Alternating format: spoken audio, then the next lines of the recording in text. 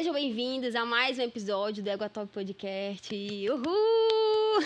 Hoje a gente tá com uma convidada aqui super especial. Não sei se já dá de vocês verem aqui, mas ó, aqui é chique, querida. Eu só vou trazer pessoas que fazem mais sucesso do que eu. E já também para explicar para vocês um pouquinho, né, do nome Égua Top Podcast, vocês devem estar se perguntando. Eu sei que vai ter gente nova aqui nesse vídeo. O que acontece? Eu sou de Belém do Pará.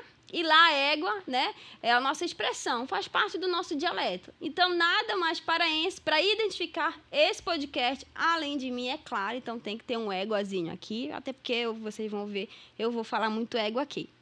Então, para a gente começar, vou chamar aqui já a nossa convidada, que é a Fernanda Posse. Que, ó, gente, ela é... Se tu pensa que tu cozinha, eu pensava que eu cozinhava, mas ela ganhou MasterChef. Seja muito bem-vinda, Fernanda. Obrigada, Agnes. Um prazerzaço estar aqui hoje com você, fazendo parte aqui do Égua Top. E vamos falar de muita coisa boa hoje aqui, né? Vamos falar. Aproveita e te apresenta aí pro pessoal que não te conhece. Então, vamos lá. Eu sou a Fernanda Posse. Algumas pessoas me conheceram na época do MasterChef, né? Da temporada de 2020, apesar de ter sido uma temporada curtinha. Foi. Mas aqui estou eu, como parte da trajetória. Então, sou Fernanda, paulista, pastaia. Pastaia, para quem não sabe, são as pessoas que são especialistas em massas. Então, eu sou especialista em massas artesanais. Pastaia tá para massa como o pizzaiolo, o boulangerie tá para o pão, para pizza, enfim. Ah, entendi. Então, hoje eu sou pastaia, mãe da Júlia e do Lucas, esposa do Celso. São muitas coisas. Sério? A gente é muita coisa na vida. Dá pra resumir um pouquinho as coisas. E a gente vai se renovando, né? Até porque você me falou que você era da advocacia, né? Exato. E aí tu mudou pra gastronomia. Nada a ver. Nada a ver. Como é que foi esse processo, assim, de transição pra ti? Nossa, dei uma travada aqui. Tô tentando relembrar esse passado. Pois é, eu fiz Direito, né? Lá em 2017 eu me formei. Só que a minha vida mudou um pouco a ordem das coisas, porque eu tive os 2 filhos durante a faculdade. Então, eu tive a Júlia em 2000, quando eu estava no 2º ano da faculdade, e o Lucas no 5º. Então, quando eu me formei, eu estava cuidando de 2 bebês, né? Uau! Fiz lá, passei na OAB, fiquei até um tempo estudando para concurso. Mas acabei optando por cuidar dos meus filhos e dar esse tempinho aí, curtir a maternidade. Então, acho que esse não ter ido para a profissão logo de imediato, depois que saí da faculdade, me fez ter a sensação de que eu também estava um pouco longe do universo quando eu decidi voltar. E aí eu passei a buscar o que eu poderia fazer, né, nesse momento da minha vida. Cheguei a advogar um pouquinho, tive uma imobiliária com a minha mãe, com a minha irmã, gêmea, a gente vai falar disso também. Né? Nós 2 fizemos faculdade juntas, mesma sala, tudo. Uau! E ela seguiu na advocacia? Seguiu, uma baita professora. E aí eu fiquei buscando algo que me preenchesse, né? Que combinasse com a minha nova vida e tal. E aí a gastronomia estava ali, latente, essa paixão pela gastronomia. Parecia que era só um hobby. E aí, nessa brincadeira, eu me inscrevi no MasterChef. E dali pra frente, eu realmente fiz a transição mesmo da carreira. Saí do direito imobiliário e fui pra gastronomia. Aí, tipo, tu foi tipo assim, foi o que precisava, né? Pra tu ter a certeza que era pra tu ires pra esse outro ramo, né? Então. Exato. E curioso, porque eu demorei 2 anos pra conseguir participar do MasterChef. Caramba. Então, a primeira vez que eu me inscrevi foi uma brincadeira mesmo, assim, né? Porque eu cozinhava para os amigos, os amigos elogiavam minha comida, eu comecei a acreditar, não sei se era verdade, se era mentira, mas eu comecei a acreditar nisso. E aí eu decidi me inscrever no MasterChef como uma brincadeira. O processo, a primeira vez eu cheguei perto e eu continuei tentando. E aí o curioso é que eu comecei a me preparar para o processo seletivo do MasterChef como se fosse um vestibular, assim. Aliás, uma boa dica para você que quer participar do MasterChef, já vai a primeira dica.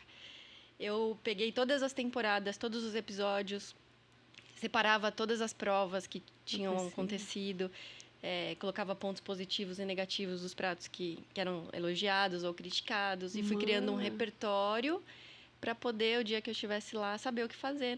E aí, nisso, eu fui me apaixonando de verdade pela gastronomia. assim, o podcast foi a minha grande escola, porque eu adorava ficar ouvindo a história de outros chefes que eu admirava. E aí eu ficava escutando, né, dicas de livros, vídeos, enfim, fui me mergulhando nesse universo. E aí me apaixonei mesmo, assim. Então, quando eu fui chamada para o MasterChef, eu já sabia que eu queria realmente para essa área. Ah, entendi. Já foi convicta de que já Fui muito. Cara, mas tu fez assim um processozão. Imagina tu pegar todas as porque Página Chef, tu participou. Qual era a temporada? 7ª. 7ª. Meu Deus. 7ª temporada. Era episódio pra danar, assim, mas o que eu tinha em mente é que é muito difícil. Se você perguntar pra mim agora, assim, Fernanda, qual que é seu prato favorito? Eu vou demorar pra responder. Não tem, assim. Imagina alguém falar assim, você tem que fazer um prato com esse ingrediente. Porque a gente, na pressão, é um branco, né? Então, eu sabia que se eu não tivesse um bom repertório, seria muito difícil ter uma boa performance no programa. Porque dá essa pressão mesmo lá na hora, né? Nossa, muita pressão, muita. Você tem que cozinhar bem, você tem que fazer um prato que não pode ser trivial, né? Ele tem que ter um diferencial ali para os jurados avaliarem, né? Até um dos pratos, o prato que eu ganhei o troféu, assim, era um prato simples, porque a temporada que eu participei foi da pandemia e ela tinha essa pegada de ser um programa com ingredientes mais triviais, né? Mais do dia a dia dos brasileiros, assim. Que foi frango, né? Peito de frango. Peito de frango. E aí, eu lembro que a Paola, experimentando meu prato, ela fala, você sabe o que você fez? Olhando pra mim com aquela cara, ai, né? Ai, meu Deus, meu coração. Dela, assim. Eu tinha infartado aí. Eu falei, nossa, fiz merda, né? Não sei, fiz merda. E aí ela falou, você fez um prato MasterChef e tal. Aí que ela deu uma relaxada. Não sabia ainda que eu ia ganhar, mas já tinha sido a coroação ali, né? Nossa. Então, eu devo isso a essa preparação. Acho que não existe almoço grátis, né? Tudo a gente tem que se preparar. Tem um processo ali, não adianta, né? Sim. E assim, né? Até você estar ali também, talvez, não sei se a ficha cai ou se tu entende o quanto tu está preparada até tu lidar com a real situação no momento. Exato. Porque, tipo, que eles falam, você tem 1 hora de prova, é 1 hora mesmo? Gente. O tempo, aquele reloginho da Ana Paula padrão, ele é cruel. Eu faço um arroz em 1 hora. Você tá queimando seu arroz. É brincadeira. Gente, mas não dá tempo, não. 1 hora é pouco tempo. E passa muito rápido o tempo lá. Parece que é muito menos que 1 hora, assim. Parece que eles aceleram, né? É impressionante. Mas isso que você falou, a gente só percebe o que a gente sabe na hora da pressão, é verdade. Eu estava muito nervosa, muito tensa, né? Principalmente nos primeiros episódios ali. Mas toda hora quando eu ia para casa, depois que baixava a adrenalina, eu pensava, como que eu tive essa ideia? Como que eu saí por esse caminho e tal? E aí você percebe que é realmente repertório, né? Conhecimento, querendo ou não, na hora que precisa, ele tá ali. Exatamente. Então vocês não gravaram direto, assim, o episódio? Foram 2 dias de gravação. Não sei se quem tá aí em casa, enfim, quem tá assistindo a gente sabe, mas a temporada da pandemia foi uma temporada que a cada semana eram 8 competidores diferentes com 2 provas. Então, a primeira prova era classificatória, a segunda prova era a que daria o troféu. Depois, eles pegaram todos os campeões de cada semana e fizeram mais uma grande final. Caramba! Exato, foi assim. Então, eu tive a experiência de estar 4 vezes naquela cozinha, assim, né? É verdade. E como é que é o processo, assim, de inscrição? Que tu falou que se preparou muito, né? A gente não desconhece, eu acho que ainda mostra, né? Também, essa última temporada eu não acompanhei. Mas tu te inscreve, antes de cozinhar naquele processo lá, você já faz uma outra apresentação, é isso? Se eu te contar, eu vou ter que te matar. Brincadeira. Não conta, não precisa. Não, tem um processo. Começa com uma inscrição, tem que mandar um vídeo de cozinhando um prato que você tem uma identificação, e esse é o grande pulo do gato. Você já tem, né, assim, isso conta muito, assim, o prato que você manda de inscrição tem que contar a sua história, a sua personalidade, sua afinidade com a cozinha, assim. Porque é um programa de televisão e eles querem já saber direcionar, né, as escolhas de acordo com... Tem que te ler muito bem. Então, essa segunda dica aí para quem quer escrever no MasterChef. Você tem que ter essa... Tanto que o meu prato de inscrição foi uma massa.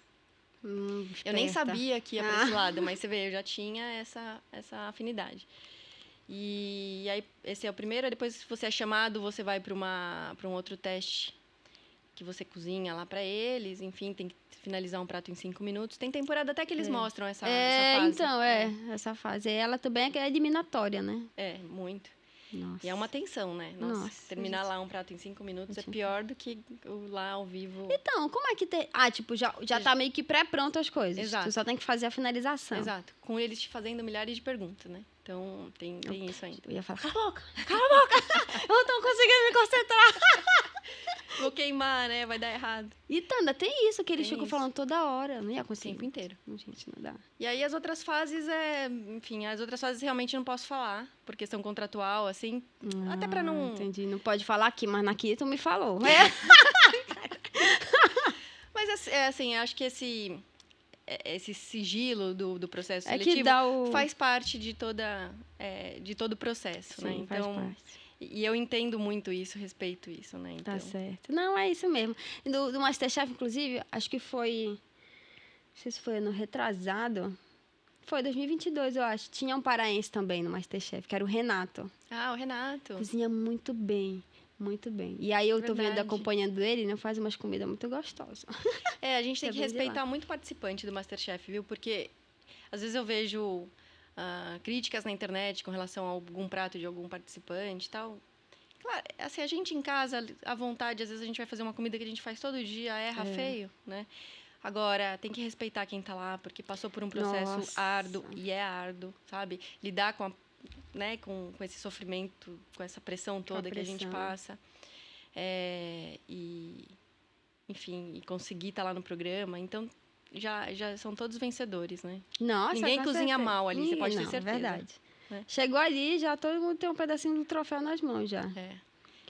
É isso. E esse ano vai ser legal, porque eles estão com eles anunciaram uma temporada só de confeitaria, que é novidade no MasterChef. Gente, nossa. Acho que vai ser bem interessante. Porque muita gente não se dá bem, né? Assim, na confeitaria. Sempre é Tô o falando lá na outra temporada, tomara que não... Tomara que não venha doce, tomara que não venha doce. Pois eu tive que fazer. Essa prova foi legal, porque eu fiz um pavê, né? Era uma prova que tinha que fazer um pavê. E aí eu estudei confeitaria francesa, testei pratos assim super... E aí quando caiu o pavê, eu falei, gente, como que eu vou fazer um pavê que seja MasterChef, né? Que é uma coisa tão... trivial, né? E aí, e pra falar bem a verdade, eu quase não lembrava como se fazia um pavê clássico. se pedisse pra fazer um macarrão, sabe? Alguma coisa francesa. Ainda assim, conseguiria. Nossa, seria fácil. Mas é isso que eu te falei, você tendo insights, assim, que deu bom no final. Gente, que louca. E os chefes, como é que eles são? Assim, né? Porque a gente vê pela TV, eu conheço os chefes da TV também, adoro todos. Não, todos muito queridos. Eu já era muito fã de todos eles, principalmente da Paola. Né? A Paola teve uma influência muito grande na minha... Nesse momento, assim, de escolher a gastronomia, era alguém que eu estava sempre prestando atenção no que ela falava, enfim. Sempre admirei muito. E tive a chance de falar isso para ela quando eu ganhei o troféu. Ela se emocionou, tudo, né? Então, foi muito especial esse momento. Mas todos eles são... Tem muita encenação, né? Assim, o Fogaça é um doce. Ele só tem aquela casca entendi. de mal, de bad boy, mas ele é um doce, um querido, né? E o Jacan é aquela figura... Do jeito que é mesmo, ele é hilário, né? Ele é demais. Então... E é bacana ver também, né? Como tudo... Os participantes ali vai mudando. E como realmente o MasterChef, ele é esse divisor de águas, né? Muita gente, assim como você, a partir do programa, descobriu mesmo que o que queria fazer da vida era seguir na gastronomia, né? Exatamente. E é legal você falar disso, Adnis, porque eu acho que ele é um divisor de águas, acho que muda a vida de quase todo mundo que passou por ali. Acho que a experiência é sempre mais positiva do que não positiva. Mas eu acho que o fundamental é entender que o MasterChef, ele muitas vezes é um ponto de partida, ainda mais num MasterChef amador como o que eu participei. Porque a gente não pode acreditar que saiu de lá, porque passou pelo MasterChef, a gente se tornou um cozinheiro, um chefe, né? Eu tenho até um ranço disso, assim, sabe? Pessoa se autodenominar chefe porque participou do MasterChef, né? Eu acho que é um desrespeito à profissão em si, eu acho que é um desrespeito à trajetória dos verdadeiros chefes que trilharam caminhos muitas vezes árduos para ter esse... E chefe é um cargo, né? Também tem isso. Às vezes a gente deturpa muito essa expressão. Essa ideia, né? Chefe é um cargo, na verdade somos todos cozinheiros, né? Então, essa terminologia, às vezes, ela é muito mal empregada, assim. Então, entender que ali o MasterChef é um ponto de partida e buscar conhecimento, né? E buscar ir trabalhar em restaurantes. Aí felizmente, o caminho da gastronomia ele é amplo, embora não pareça. Foi algo que eu fui descobrindo também com o tempo. E aí, sim, buscar fazer a sua trajetória, Essa trajetória. É tipo, sair de lá e estudar, né? Continuar estudando. É isso que você disse. Não acreditar que, tipo, sair dali pronto. Exato. Vai aparecer um cargo assim pra mim no restaurante. Gente. Primeira vez que eu entrei num restaurante, eu tremia toda, assim. Sério? Nossa, fiz besteira pra caramba. É tenso, assim, sabe? A gente tem que começar com a humildade que a situação exige mesmo. Porque... É que é uma cozinha totalmente diferente da que a gente tá acostumado, assim, né? Processos são outros. Nossa. E gritaria também, que eu acho. Né? Tem que saber. Felizmente, as minhas experiências não foi foram assim. Não foram assim, tá. Então, eu tô imaginando. Dos filmes que a gente assiste, dos programas. Graças a Deus, também tá mudando bastante, assim, o ambiente da cozinha, assim. Não tem mais essa... Tem, né? Aqui não tem. Mas tá mudando bastante. Tá assim. Mudando, né? Então, na hora do pega pra capar. Tem que ter. Aquela correria, assim, tem... Eu gosto... Existe uma coisa meio militar na cozinha, né? Que tem que ter hierarquia, que tem que ter comando, todo mundo tem que saber o que tá fazendo ali. Então, tem hora que o general tem que entrar em ação, mas dá pra ser firme sem perder a ternura, entendi. né? Dá pra conciliar, né? No caso, sem fazer aquela gritaria. É isso aí. É porque os filmes mostram isso, aí a gente pensa que fica na nossa cabeça. É uma caricatura, né, da gastronomia, mas que muito tempo foi assim mesmo. Né? Mas graças a Deus tá mudando, né? Que bom. Eu, por exemplo, se gritam comigo, eu tenho vontade de chorar. Então, eu já nem serviria para trabalhar nesses lugares. Ia chegar... Você tem algum problema com pressão, Fernanda? Mas ninguém gosta, né, de receber, sei lá, você chegar e falar de maneira legal, assim, Fernanda, isso aqui, agora gritar, eu também não... não precisa. Eu também acho que eu ia chorar. Eu ia pedir demissão.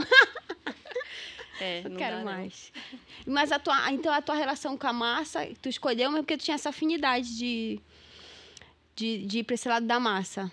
Ou tu já gostava também muito da culinária italiana, que vem muito disso? Sim, né? Eu tenho várias histórias que depois eu passei a revisitá-las, né? Para entender um pouco de onde tinha surgido isso. E aí eu lembro, essa história é muito legal, eu lembro que eu, super jovenzinha, eu casei nova, né? Então, eu casei com 21 anos. E aí só que a minha cozinha era uma cozinha muito simples, do arroz e feijão... Enfim, quando eu queria inovar, fazia estrogonofe, sabe?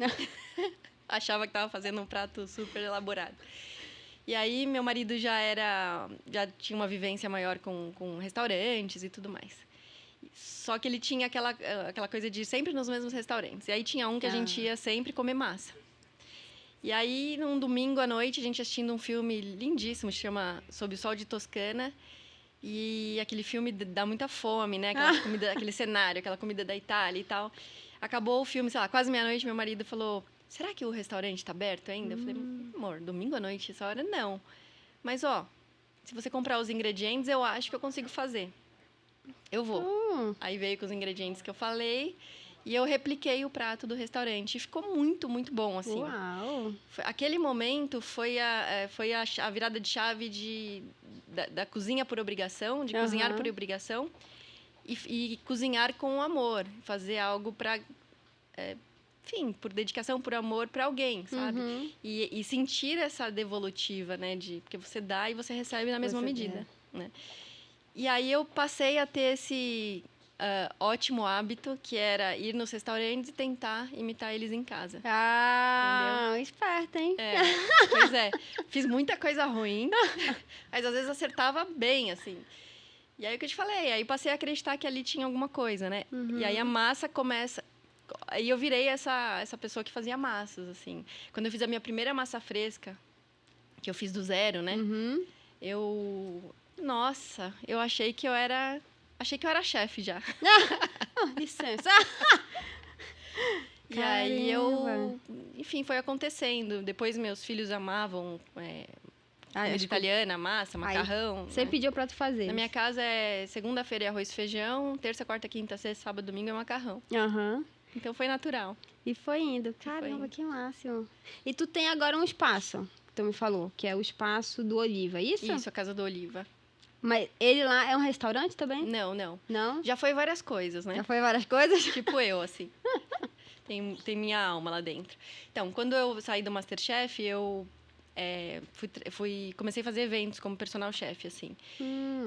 Mas a minha primeira ideia era montar um pastifício. Porque eu achava pastifício é o lugar que vende massas, né? Já ia perguntar. É um nome mais novo aí que... Tem uma certa similaridade com uma rotisseria, assim, mas é um lugar que vende massa. É a padaria das massas. Tá. E aí, foi engraçada essa história, porque eu peguei o lugar, né, onde é a Casa do Oliva, chamei minha prima para trabalhar comigo, ela pediu demissão de onde ela trabalhava, que ela trabalhava com gastronomia também e tal. Primeiro dia de teste das massas que a gente ia vender. Deu tudo errado. Meu Deus. As massas quebravam, as secas quebravam, as recheadas, elas rasgavam. Não sabia como o processo de congelamento, de como fazer para elas terem uma vida útil maior. Enfim, depois daquilo, tudo feio. Eu olhava para aquilo e falava, como que eu vou vender isso? Ninguém vai comprar e tal. Aí eu entendi que tinha muita coisa que eu não sabia. Quer dizer, eu sabia fazer massa em casa de domingo e agradar as pessoas, meus amigos, meus familiares. Daí ter um negócio era muita ignorância da minha parte, né? Só que naquele dia, sentada no chão, assim, meio frustrada e, de certa forma, meio desesperada, porque falei, precisa acontecer, né? Aí eu fui atrás de pessoas que ensinavam e tal. Aí eu conheci a Joyce de Berga, o Alexandre Gimenez, que foram meus grandes mestres. E aí eu fui entendendo realmente como era o processo. Mas eu precisava trabalhar, estava com espaço lá, e eu comecei a fazer evento. Aí nos meus eventos eu colocava sempre no cardápio massa, aí eu já estava me especializando nisso. E aí eu decidi um dia colocar uma mesa de 12 lugares lá dentro e começar a fazer eventos lá dentro. Fechados para grupos pequenos. E deu super certo, foi ótimo, foi muito legal. Mas no final de quase 2 anos disso, eu dei um passinho para trás e tive vontade de realmente voltar a estudar. Porque é aquilo, de novo, talvez foi aquele entendimento eu chegava nos eventos, quem é a Fernanda? A Fernanda ganhou o MasterChef. Tava associado a isso sempre, exato, né? E eu falava, isso vai... Sabe aquela pessoa que fez uma propaganda quando era criança e fala, sabe quem é ele? Lembra lá? Já passou tanto tempo e a pessoa ainda é associada. Exato. E aí eu falei, não, preciso buscar mais. E aí eu tive a oportunidade de estudar na Cordon Bleu, né, que é a escola que tinha chegado em São Paulo, e, enfim, super conceituada. Foi ótimo, porque lá eu, além de aprender muito, me conectei com muitas pessoas. E dali pra frente, só coisa boa. Aí tu foi se especializando, né, até... Exato. E evoluindo mais. E aí meu espaço virou... Aí desde o ano passado, um ano atrás, eu decidi começar a dar aulas de massa. Era uma coisa que eu tinha muita vontade. Eu sempre soube que eu ensinaria, daria aula, qual fosse a minha carreira. E aí eu falei, bom, por que não de massa, né? E aí deu muito certo, Diniz, assim. Comecei a dar aula, não parei mais. Tu gosta? Muito, muito, muito. Nossa, eu amo. Já começa por aí, você já gosta? Nossa, eu adoro ensinar, adoro compartilhar conhecimento. Adoro o quanto ensinar me faz aprender. Verdade. E aí hoje a Casa do Oliva, no fundo, virou o meu espaço de aula. Caramba, que máximo! Nossa, esse negócio de gastronomia. Eu sabe que eu gosto de cozinhar também, né? Em casa, assim. Bem pra mim. Mesmo aquelas pessoas que falam, que gostoso. Se falar que tá ruim, não come mais. É bem por aí. Mas eu gosto muito de cozinhar também. Eu já tive um negócio de comida na minha cidade. Assim, não foi Belém, né? A cidade que eu morava é Ananindeua, vizinha de Belém, com uma amiga, que a gente fala que é a tia do coração, eu chamava ela de tia. Tá. Era um restaurante, assim, normal, tradicional, que vende comida do dia a dia, né? A gente começou também, foi assim, bem... A gente já vende, até contar essa história uma vez aqui no episódio. A gente, é um tempo de pandemia, e a gente ia vender só final de semana, que foi festa junina. Aí a gente ia fazer só essas comidinhas assim. No dia que a gente foi vender, caiu um toró, menina, uma chuva que alagou a rua. E não deu pra gente, aí a gente ia botar a mesinha lá na frente da casa, tudo. Eu falei, e agora? Aí a gente falou, bora vender pelo... Bora mandar mensagem pessoal. Aí a gente começou a mandar mensagem pelo WhatsApp e foi saindo as comidas. Aí a gente conseguiu vender 100. Aí a gente, deu certo, bora fazer de novo. Aí nisso a gente foi, só vendia lancha. Tá. Essas coisas de comida mais de final de semana, assim, né? Coxinha, uma torta salgada. Tá. No tempo da festadinha da amiga de milho, pudim, não sei o quê. Aí depois, ela já tinha trabalhado em restaurante, né? A gente falou, bora abrir marmita? A gente abriu o iFood, tocou o iFood e vendeu. Aí legal. A gente começou a vender também pelo iFood. E pelo WhatsApp também, né? Fora do iFood, que o iFood tem um monte de taxa, né? Sim. Mas também saía bem. Aí a gente começou, ficou quase um ano. Só não continuou porque a gente entrou numa onda, assim, tava mais saindo o dinheiro do que entrando, né? Tá. E aí, se comida assim não faz, estraga, né? Aí a gente decidiu fechar, eu mudei, ela mudou, cada um foi para meio que uma ponta, aí acabou que não deu mais certo. Mas eu tenho vontade ainda de volta. Mas deu certo durante o ano. Deu certo durante o ano. Tenho experiência, sou uma chefe. A pessoa... Você foi chefe durante o ano. Isso ninguém pode negar. Tá vendo? Aí. Então. Não ganhei uma Masterchef, mas fui uma chefe. Não dou aula, mas eu fui uma chefe. Que legal, mas cozinhar, querendo ou não, às vezes, tem pessoas que têm como terapia, né? Então, gosta de cozinhar. É feliz. Não gosta de cozinhar por obrigação, mas por prazer, se dá super bem. Tem muita gente que a gente conhece e fala assim, fulano, se tu fizesse pra vender, tu ia ganhar dinheiro. Exato. Mas também tem assim... Acho que nem tudo que a gente faz bem, de repente, é pra gente trabalhar com aquilo, né? Exatamente. Então... não sei se eu vou lembrar a frase exatamente, mas você quer perder o hobby que você mais ama, trabalhe com ele. Nossa, né? Isso... Acontece muito. Era um medo que eu tinha, inclusive. De perder esse encanto, né? E poderia acontecer se eu tivesse escolhido o lugar errado. Pra fazer. Se tivesse saído, não fosse a massa, no caso, tu acha? Não, acho que escolhas mesmo, né? Porque a minha escolha foi dar aula, enfim, estar nesse ambiente, né, em que funcionou pra mim. Sim. Mas eu acho que se eu tivesse achado que a única opção era estar dentro de um restaurante, trabalhando 12, 13 horas por dia, enfim, longe da minha família, abrindo mão de, sei lá, um monte de coisa, talvez teria acontecido comigo. Então, acho que também tem esse espectro de, né, sei lá. Eu jogo tênis, né? Então, gente... Eu já quis abrir uma academia de tênis, olha que louco. Imagina, sério? Talvez eu perdesse o amor pelo tênis, porque imagina... Administrar uma academia de tênis é muito diferente de jogar tênis, né? Muito diferente. Então... Como é que tu foi parar no tênis falando isso? O que tem a ver com gastronomia, direito, tênis? Olha, foi o seguinte, quando eu tava lá cuidando dos filhos pequenos, né? E eu sempre gostei de esporte, assim, era uma coisa que eu até achei que ia pra esse caminho lá na adolescência, joguei futebol, tava sempre metida nos esportes. E aí... quando eu tive meus filhos, faculdade, tudo, eu me distanciei. Eu rompi o ligamento 3 vezes, enfim. Então, eu parei de praticar esporte. E eu comecei a sentir muita falta disso, né? Então, eu estava ali, de fato, dentro de casa, cuidando dos meus filhos, longe do esporte, da vida social, né, que eu estava acostumada. E aí, meu marido é psiquiatra, ele fala que não era depressão. Mas eu acho que foi uma leve depressão. Eu me autodiagnostiquei. Porque eu falava pra ele, me dá um remédio, você me indica tanta gente. Meu Deus. Você não tá vendo que eu tô com depressão? Mas ele falou, o que tá te faltando é praticar atividade física. Aí eu entrei num clube perto da minha casa e comecei a fazer natação. Tá. Só que meu negócio era com bola, assim. Então eu saía da natação, ficava vendo o pessoal jogar tênis em frente, assim. Nunca tinha encostado numa raquete.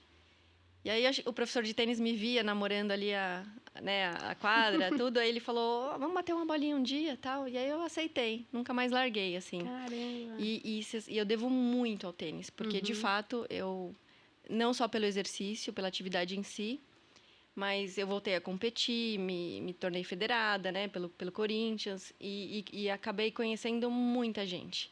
Caramba. Passei a ter uma vida social, assim, estar com mulheres, né, assim, foi muito legal, foi muito rico essa troca. E foram esses amigos também, além, né, do meu marido, que sempre foi muito fã da minha comida e tal.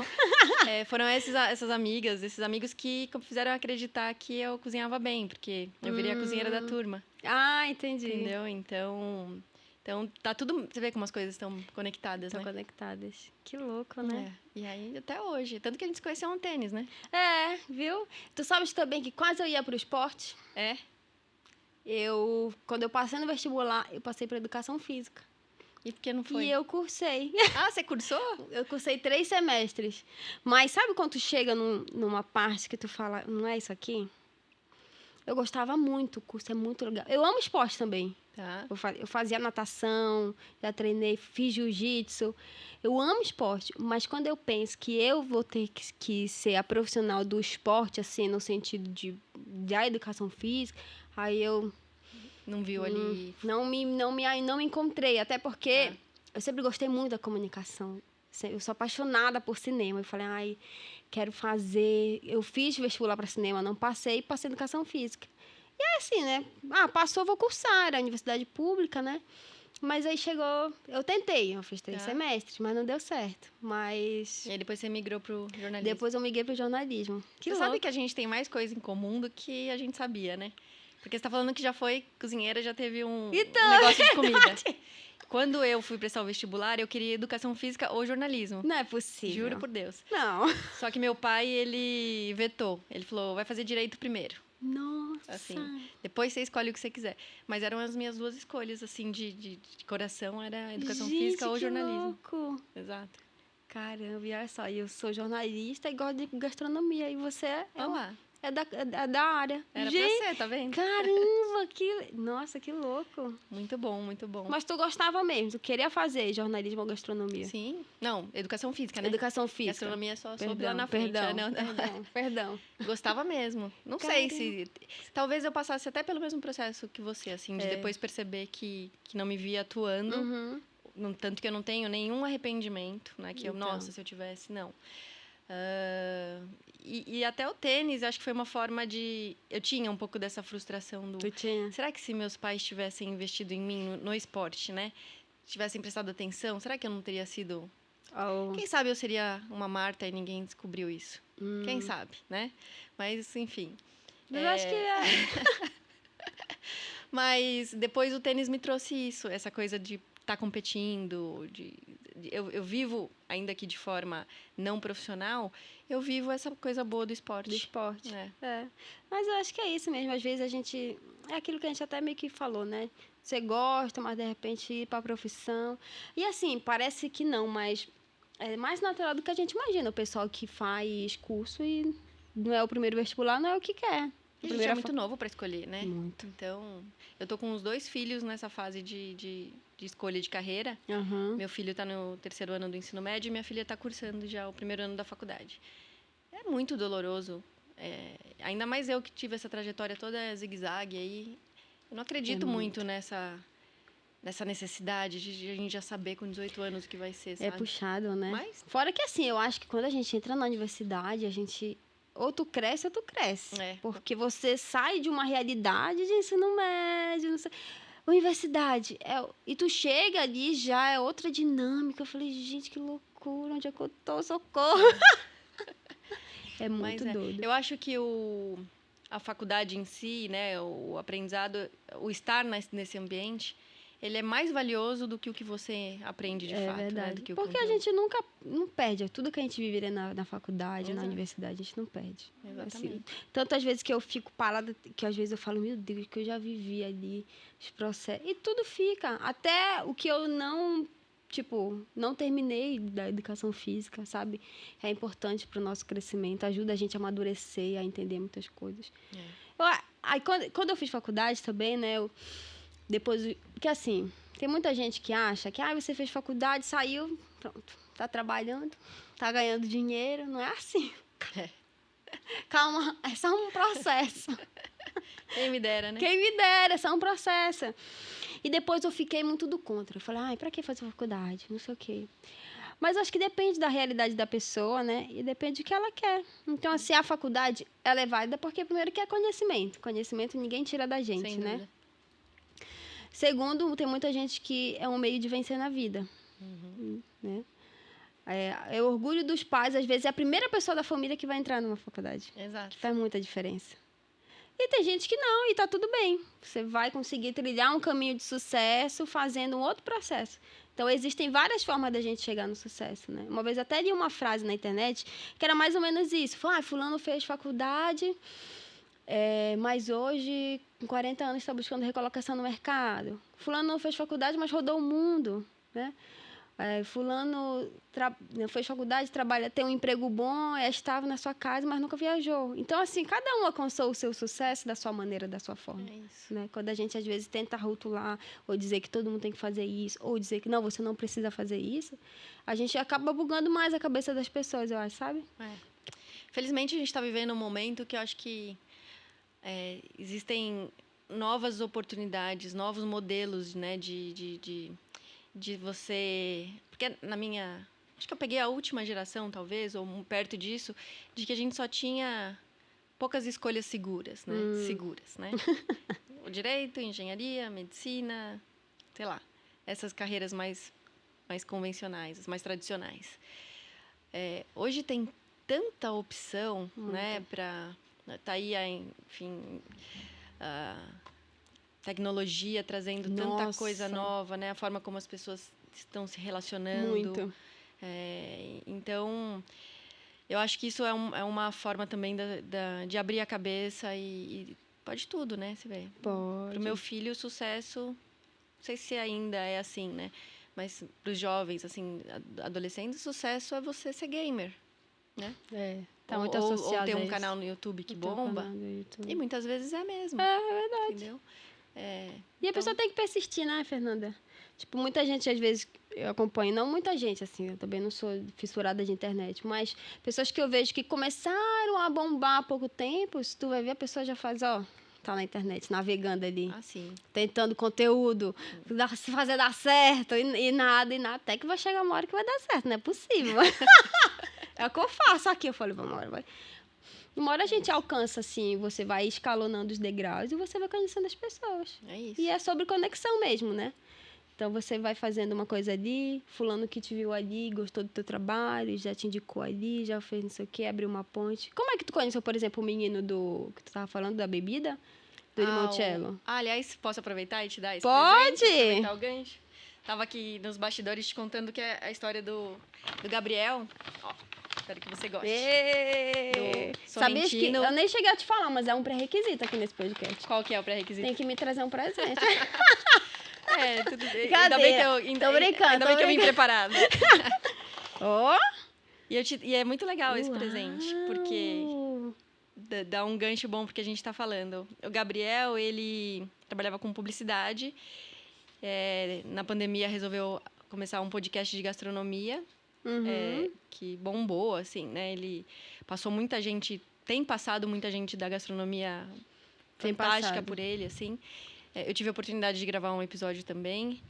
E aí, a mãe dele fazia limoncello já há muito tempo em casa, para a família. E aí, eles decidiram lançar aí a marca do limoncello. Tem várias opções. Ó, momento publicidade aqui do programa. Mas é publicidade com amor, com amizade. Viu, gente? Pode trazer tudo aqui. Mas olha o que é legal. Que o Gabriel abriu a empresa, né, agora do Limoncello Sorrentino. E ele está tendo muito mais facilidade de mostrar o produto dele graças ao podcast. Porque dele, ele né? conheceu muita gente durante o podcast que hoje abrem as portas, né? Sabem da seriedade dele, enfim, dá uma chance. Nossa, então você vê, que louco, quem diria, né? Que uma coisa ia ajudar na outra. Mas é o que a gente está falando. Não passa nem pela cabeça, né? Às vezes. Exato. E fez toda a diferença no produto. É gostoso? É muito gostoso. O pessoal vai falar, não é gostoso. É muito gostoso. Não, pior que é bom mesmo. É bom mesmo. Pior não, melhor mesmo. É muito bom. Então, verdade. Caramba, que máximo. Depois... E é daqui de São Paulo mesmo? É, daqui de São Paulo. Gente, tá vendo? Já tá na Pizza da Moca, Eles têm, acho que uma sobremesa que leva o limão. Não sei se na sobremesa, acho que tem um drink que leva. Ele faz, sempre no meu curso eu chamo eles para fazerem os drinks, deixar o pessoal mais. É porque me explica, limoncello é a bebida, não é a marca dele. A marca deles é Sorrentino. Limoncello é uma bebida feita à base de limão siciliano. Então, eles deixam a casca do limão siciliano infusionado em álcool de cereal durante... Aí depende, né? Mas numa média de 15 a 30 dias. Tá. E aí vira o licor, né? Entendeu? Mas é um licor de limão siciliano. Eu já sabia, eu queria que ela explicasse. Caramba, que legal. Gente, eu adoro esses negócios. Depois você me fala se você gostou. Vou falar mesmo. Provavelmente, gente, assim, eu sou brocada. Eu falo que eu como de tudo. Eu sou... Brocada? Essa expressão eu não conhecia. É, lá da minha cidade. Brocada é muita fome, muita fome. E aí eu não tenho um tempo ruim, não. É um bom nome de lugar, né? De gastronomia. Tá procurando um nome aí, ó, Brocada. Brocada. Já pensou, vamos ali comer um negócio no Brocada. Viu? Faz sentido, né? Já é esperto já. Mas o que é isso? Bora lá pra tu ver. Gostei. Caramba, que legal. Gente, que máximo. Vou querer provar mesmo. Fazer uma sobremesa. Depois eu vou aprender uns drinks. Eu também não sou muito boa nisso. Inclusive, esse negócio de comida, eu trouxe uns negocinhos pra tu provares. Que delícia. Quer provar? Aproveita que a gente tá falando de comida. Vamos provar aqui. Vamos provar. Fazer um momento de degustação já. É gostoso. Então, assim, bebida de lá... com bebida se paga, é isso? Isso, exatamente. Lá na... Tu falou que tu provou só o tucupi, não? Só a pimenta de tucupi. O tucupi já conhecia, né? Porque eu trouxe essa é uma parte importante pra eu fervi, pra trazer eu que coisei. E trouxe aqui. Você sabe que quando você me convidou pra participar do podcast... Você me convidou, eu nem sabia do que era podcast, eu aceitei antes, né? Foi verdade, eu falei, tu aceita participar? Não, aceita. Pessoa não... Mas sobre o que não aceita? Uma pessoa fácil.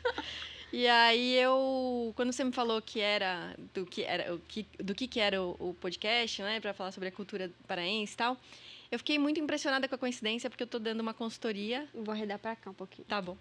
Tô dando uma consultoria para para uma nova casa de massa que vai abrir em Belém em breve. Devo ir para lá em maio.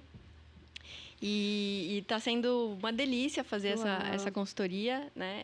E desafiadora ao mesmo tempo, porque eu não conheço os ingredientes. É a primeira vez que eu vou para lá. Sério, né? Então, enfim, foi uma feliz coincidência estar aqui hoje e ter a oportunidade de provar algumas coisas também, falar sobre Como foi que a pessoa te achou pra... Ela falou? Sim, foi indicação, né? Tá vendo? Foi indicação. Vou puxar outra. Nossa, tu vai te apaixonar. Aí tu vai querer colocar nas tuas massas um monte de conteúdo do norte. Nossa, mas com certeza. Então o tucupi tu já provou? O tucupi já. Eu já até trouxe pra ela aqui, mas ela já provou. Mas esse você temperou o tucupi? Não, ele tá in natura, tipo... Eu fervi ele com alho. Tá. Então tu ele tá provou como? Tá temperadinho. Eu tenho uma amiga que o marido é de lá, de Belém. E ela sempre dá um jeito de colocar tucupi nas coisas, assim. Então. Que assim, geralmente, a gente ferve ele com alho e com chicória. Mas a chicória aqui é um pouquinho mais difícil de achar. Você conhece a chicória? Sim, é como se fosse a nossa salsinha daqui, né? Isso. Nossa, e pensa... Não, na verdade, ela é prima do coentro. Então, prima pera, do coentro. Calma. Deixa eu explicar. Cheiro verde aqui é o quê? Salsinha e cebolinha. Salsinha e cebolinha. Coentro é aquele que tem um gosto mais forte. Que tem gente que... Tem gente que ama e odeia. É coentro mesmo. É o coentro, tá. Então, tem essa, Então, eu trouxe ele aqui pra tu provar. A chicória é o primo do coentro. Que é uma folhona, assim. Uma delícia. É bom, né? Bom. Nó. Mas tem seu temperinho aqui também. Tem, não tá bom, né? E tem tucupi tem uma acidez interessante, né? Eu tomaria isso aqui guti-guti, mas assim... Nossa, eu também. É bom, né? Que delícia. E o jambu tu já provou também? Não, nunca. Nunca? É aquele que adormece a língua, né? Esse mesmo, ó. Então, eu vou te fazer provar agora nesse produtinho aqui. Gente, esses produtos aqui, só pra gente aproveitar, é lá na Combu Produtos da Amazônia, que vocês acham, aqui em São Paulo mesmo. Né? E que tu vai lá conhecer. Pode falar, foi pelo podcast, a Marina vai te amar já. Eu amei a história dela. Ela é surreal, a Marina. Eu amei. Ela era jornalista. É verdade, ela era jornalista. Ela era jornalista e mudou também. Olha, gente, o jornalismo, o que está acontecendo? É a gastronomia que arrebata Quer sentir o cheiro? as pessoas. Isso aqui é uma cachaça de jambu. Nossa, super aromática. Né? Agora vê se tu vai gostar. Às vezes o pessoal tem medo, mas é só pra degustar, gente. Ah, gente, porque tu quer isso aqui? Gente, eu nem bebo. É sério, eu não bebo. Mas assim... E você não vai beber o limoncello aqui? Vou. Gente, eu bebo. Cadê? Não, assim, é pra... Gente, eu vou virar a garrafa, Não, né? só pra provar, né? Então, fazer alguma coisa eu vou fazer com limoncello. Recebe uns amigos Mas em casa, faz um drink. É que eu não sou assim de beber. Ah, vamos beber. Nunca gostei. Entendi. Sou da igreja, inclusive. Boa. Ai, gente, isso é desculpa. Não, gente, eu sou da igreja. Mas eu aprendi, assim, a degustar, né? Que acho que faz parte, né? É a melhor forma, né? Da gente. E assim, é muito... Não, prova. Isso aqui é a cachaça de jambu, que é aquela folhinha que tu falou que derrete. Vai dar... Porque eu já sinto... Quando eu tomo cachaça, eu já sinto essa dormência na língua. Então, é multiplicado por 2 isso. Coitada, então. Começar a enrolar as palavras aqui pra falar. Sabe de quem é a culpa? Vou aproveitar, vou provar um pouco. Égua top. Tá certa essa expressão? Serviria agora? Serviria tu falar só um égua, assim. Égua! Ah, top é você... o top é do... Eu que top é você. Eu incrementei. Top eu incrementei. Égua. Mas é boa, hein? Né? Mas tem um negocinho que fica aqui. Tu vai tem sentir. essa persistência na... Meu Deus. Tu vai sentir que é do jambu. Que interessante. E é essa sensação, quando a gente come o jambu mesmo, é essa sensação. Mais forte ainda. Nossa, eu nunca senti essa sensação Sério? que eu tô sentindo agora. É até difícil explicar. É. Não é só uma dormência. É um... É difícil, é um né? negócio que eu nunca senti, não sei dar nome. Fica... Vamos ter que colocar mais água nesse copo aí. Pega um pouquinho de água pra gente. Mas, ó, gostei, viu? Bem interessante. Né? Que é diferente. Ah, ia pegar ali. Ia pedir pra ele. Né? Que fica Como esse o Brasil negócio. é rico, né? De E ingredientes. o pior, imagina isso daqui quente. Porque o jambu com o tucupi, que é o tacacá, né? Já provou o tacacá? Não. Tô salivando. Nossa, eu também. Que é aquela famosa... o pessoal fala que é uma sopa, né? Mas assim, vou confessar, a gente nunca olha como a sopa. Porque o tacacá é um prato pra gente. Que é o tucupi, Camarão seco, o jambu e a goma da tapioca. ele é mais cremosinho? A goma deixa ele mais cremoso. Só que assim, é bem quente. Tá. E tem gente que ainda coloca uma pimentinha, tá? Meu Deus. Mas eu gosto, sabia? Tu gosta? Eu adoro, por exemplo... Pega aí, prato. Fernanda. Pode não fica acanhado. Eu adoro um prato japonês que eu como independentemente do clima, que é o lamen, sabe? Já comeu? Ah, então. Dizem que é assim, nunca comi não. Dizem que é bem também gostoso. é bem quente, assim, tem um caldo que demora às vezes até dias para ficar pronto. Caramba, sério? Extremamente saboroso, assim, servido com uma massa e uns toppings, que às vezes é carne de porco, enfim, pode ser várias coisas. E é um prato extremamente quente. Mas eu não tenho nenhum problema de comer ele. Pode estar esse calor que tava aí. Tu tomaria? Eu tomo. Tu toma? Tomo. Delícia. É bom. Ainda coloco uma pimentinha também. Ainda coloca uma pimentinha, né? Eu acho que eu vou adorar tacacá. Tu vai amar. Só acho. Quando tu for lá, não, tu tem que fazer um tour, assim, pelas comidas. Tu tem que provar. Não, eu vou. Tem que provar tudo. Chegar aqui com dor de barriga. Imagina! Tem muita comida gostosa, muita. Ó, vai tomar o açaí de lá, hein, Fernanda? Bate foto e registra. Que é salgado, né? Que é o açaí natural. Mas ele é salgado, assim, né? Não, ele é... doce? Então, o gosto dele... Deixa eu ver. Terroso. Terroso. O pessoal fala que tem gosto de terra. Tem gente que fala, porque tem gosto de terra. Bom, aí o paraense brinca, né? Se tem gosto de terra, eu não sei, né? Mas, então, terra é gostoso. Terra é bom. Tá bom. Porque se tem gosto de terra... E você não fica bravo quando vê o pessoal aqui colocando um monte de meleca nos açaís? Ai, não posso falar. Não, mas é que eu tento explicar. Qual foi o episódio? Acho que eu tava com outra moça, eu expliquei pra ela. O que acontece? O açaí é o açaí do norte, né? Que geralmente tirou do cacho, triturou... É uma fruta. É uma fruta. Ele dá vários cachos, são vários carocinhos. Aí tu bate ele e sai a polpa que é do lado de fora do caroço. Tá. Aí sai lá o creme, né? O coisa que é o açaí, que é o que a gente toma. O que o pessoal toma já pra cá, pra região do Sudeste, do Sul e fora do país, é o sorvete do açaí, que é aquele cremoso, né? E você não vai tomar um sorvete, não tem a mesma consistência? Sim. Não é a mesma coisa? Então, é um sorvete. Só que o que acontece? Como ele se popularizou dessa forma e as pessoas... Geralmente, você só vai conseguir consumir o açaí, mesmo como a gente consome pro norte, então o pessoal é açaí. Aí coloca banana, coloca leite condensado, coloca leite em pó. Meu, gente do céu. Assim, gente, ruim não é ruim. Entendeu? Mas o açaí é o que a gente consome no norte. Porque, assim, ele por muito tempo foi a base da comida de muita gente, né? Entendi. Quando era pirralha, assim, eu lembro que o litro de açaí era R$1. Entendeu? Aí tu compra um litro de açaí, um de farinha, é um almoço. Pronto, e nutre, né? E nutre, não, pra mim. Aí que o pessoal fala, vai tomar um açaí pra dar energia. Gente, paraense, todo mundo do norte toma o açaí, dá sono. E muita sede. Tomou meio litro de açaí, meu filho, vai dormir com a boca roxa depois do almoço, que tu vai ficar assim, ó. Aí isso que o pessoal... Porque você já passa por um processo de modificação, mas pra gente tem outro sentido e tudo, mas... O que acontece?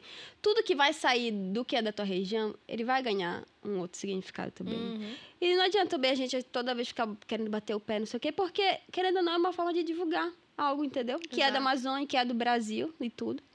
Mas é um sorvete.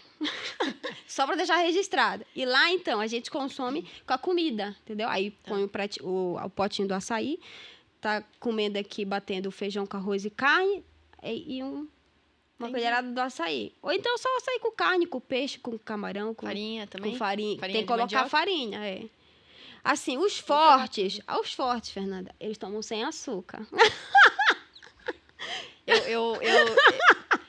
Olha, eu acho que eu sou forte. Depois dessa cachaça aí, tô super forte. Inclusive, tu pode ir no bar lá, porque tem o bar do meu garoto lá. É perto da Praça da República. Tá. Vai lá pra conhecer. Vende na loja da Marina aqui em São Paulo também, será? Ah, você falou que pegou de Vende lá, lá. né? Boa, boa. Na loja da Marina, Tucupi. Os biscoitinhos. Isso aqui são os biscoitinhos. Isso é muito tradicional lá também. É? Esquininha, assim, barraquinha que vende esses negócios. Esquinha de pipoca, não sei o quê.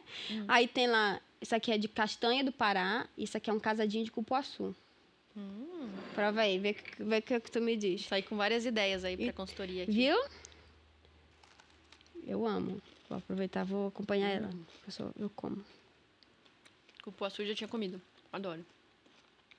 Nossa. Tá bom. Bom. O povo deve estar adorando a gente fazer isso agora, né? Passar vontade, né? Muito. Muito bom. Bom demais.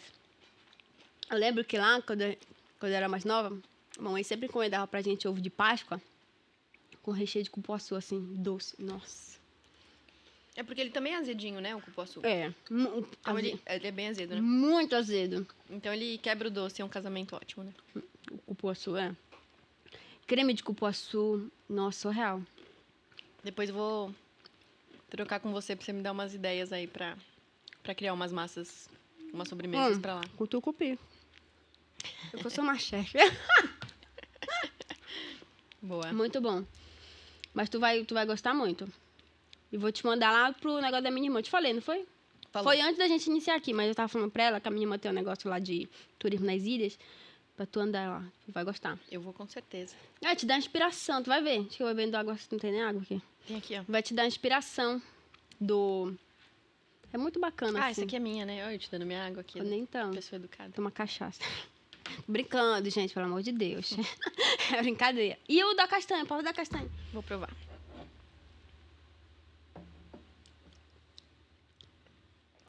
É forte pra caramba isso aqui. Acho que tem 1 litro de cachaça pra um maço de amor. Ó. É bom, né? Bom demais. Eu acho que vou me dar bem lá mesmo. É. Nossa, muito bom. É bom, né? É surreal. Gente, culinária assim da Amazônia. Eu nunca provei a comida do mundo inteiro, mas eu sou suspeita pra falar. Pra mim é a melhor culinária que tem. Que é uma mistura muito... Tu vai conhecer outras frutas. Eu não sei se tá na época do jambo lá. É uma outra fruta que tem assim. Já Conhece? falar. Sim. Gente, muito gostosa. Muito gostosa. Já tô contando os minutos. Tu vai... Tá na época da pupunha. Égua. Tu vai provar a pupunha. Fala pra tua amiga, pra menina lá, te levar. Eu quero provar todas. Pupunha é gostoso. E no ver o peso, né? E no ver o peso. Menina, tu vai te perder lá, viu? É muito peixe, viu, mana? Obrigada. Eu adoro... adoro é uma palavra muito forte. Mas eu gostei muito de conhecer a costela de tambaqui, por exemplo. Nossa, peixe ali. Eu gostei do prato que eu comi, mas assim, tambaqui é peixe de rio, né? Eu tenho uma certa dificuldade com peixe de rio, assim, acho o gosto muito forte e tal. Mas eu achei bem interessante, assim. Tu tem dificuldade? Tenho. Já comeu caldeirada? Já, mas não sei se é caldeirada correta, assim. Comi caldeiradas, assim, no litoral de São Paulo, que é feito com peixe de mar mesmo, enfim. Tem umas caldeiradas que o pessoal faz com tucupi. Muito bom. Que maravilha, né? E tucupi, se bobear, bota em tudo, entendeu? Mas é isso. Lá em casa eu tô com a pimenta de tucupi, tô tipo isso, colocando É bom, em tudo. né? É gostosa, né? Muito. É muito diferente. A pimentinha, o gosto que fica, eu acho surreal, assim. Excelente. Na mão de quem precisa criar pratos, assim, dá pra brincar É bastante. verdade. Parabéns. E pra quem é chefe, né? Assim, é uma explosão de meu Deus, o que eu posso fazer, Não, você falou da nossa culinária, dos ingredientes amazônicos serem... O Alex Atala conta uma história de quando ele foi tava num restaurante desses maiores chefes do mundo e tal. E todo mundo enlouquecido para vê-lo ensinar a fazer a tapioca. Para eles, assim, o Alex Atala ele era um mago, assim, de transformar aquela farinha numa tapioca, que aquilo tudo se juntava. Ele contando a história é muito legal. Caramba. Né? Mas, assim, chefes com acesso a ingredientes assim, totalmente enlouquecidos com a tapioca. E depois que eles conhecem, não querem mais... Não quer mais largar, não quer porque mais largar. é muito... É porque tem coisas, assim, que a gente não faz ideia, né, realmente. Aqui mesmo no Brasil, talvez, né, tem ingredientes de outros países, de outros lugares, que a partir do momento que a gente prova, meu Deus, esse negócio aqui... O Brasil é muito rico, né? É muita culinária boa aqui, né? E é engraçado, realmente, como as regiões elas são divididas não só geograficamente, mas é muito dividido realmente até nas comidas, no jeito de falar. Porque o Nordeste também tem uma culinária surreal, assim. Exato. E é difícil, porque a gastronomia ela é muito viva também, né? Então ela vai se transformando e ganhando updates, assim, quando ela vai saindo daqueles limites, né? O açaí é um exemplo desse, né? O açaí. Mas a gente tem muitos exemplos. E você sabe que a gastronomia italiana ela é muito parecida com a brasileira nesse sentido, porque ela é extremamente regionalizada. Uhum. Então, eu falo que o italiano, antes ele não se fala italiano. Então, se ele nasceu em Nápoles, ele é napolitano. Depois ele vai falar que ele é italiano, entendeu? Gente, que louco. Tem um apego ao lugar, né? E a gente tem muito isso aqui, né? Muito, muito. Eu também falo, Pará, a gente fala, né? É o meu país, aí sim eu sou brasileira. Exato. É que São Paulo, acho que é um pouco diferente, pelo menos a minha percepção é que São Paulo, acho que por ser uma cidade mais cosmopolita e tal... São Paulo é uma mistura de tudo. É uma mistura de tudo, então eu não consigo ter essa mesma sensação que você tem, assim, sabe? Eu sou paulistana antes, não, assim. Lá, gente, Mas, inclusive, eu me acho mais italiana do que... Sério? Agora, né? Então, tá certo. Já ia perguntar, tem origem na Itália? Eu tenho sobrenome italiano, descendência e tal, mas na minha família não... Meu avô foi imigrante italiano que veio pra cá, mas ele morreu muito cedo. Então, não peguei muito, assim, da cultura. Assim, agora que... Mas tu já foi lá na Itália? Isso, já fui pra Itália e pretendo voltar em breve. Eu sou doida pra ir lá também. É demais. E lá na Itália eles têm isso, assim, eram estados independentes, que acho que foi o último país ali da Europa a se unificar, né? Os estados se unificarem. A língua italiana só virou unificada no final do século XIX. Então, por isso que é muito marcada as regiões ali daí. Entendi. Que louco, né? E isso se reflete na gastronomia também. Se reflete. E eles devem ficar pé da vida com a gente. Que estraga a pizza deles. Que eles fazem. Aí eles ficam mesmo. Não, porque o macarrão... Não se quebra o macarrão, mas todo mundo já cozinhou macarrão quebrado. Tuque! Pois é. A pizza taca... Mas aqui no Brasil, a gente faz... Menino, a gente taca tudo dentro da comida. Até hoje eu postei um vídeo, a gente tá falando na semana da Páscoa, né? Uhum. Esse episódio. E aí eu falei, vou brincar aqui, vou fazer uma pasta uma massa de chocolate. Se eu criasse uma massa recheada de chocolate. Aí eu postei lá, tem uma massa que chama caramelle, que ela é uma balinha, lembra uma bala, assim, né? No formato, sei. sabe? Uhum. Eu falei, já parece um doce, vamos fazer uma massa doce, né? Aí eu fiquei aquilo, posto, não posto, porque aí eu fiz uma sobremesa, né? E posto, não e posto, agora? falei, quantos italianos vão morrer, né? Quando eu postar isso.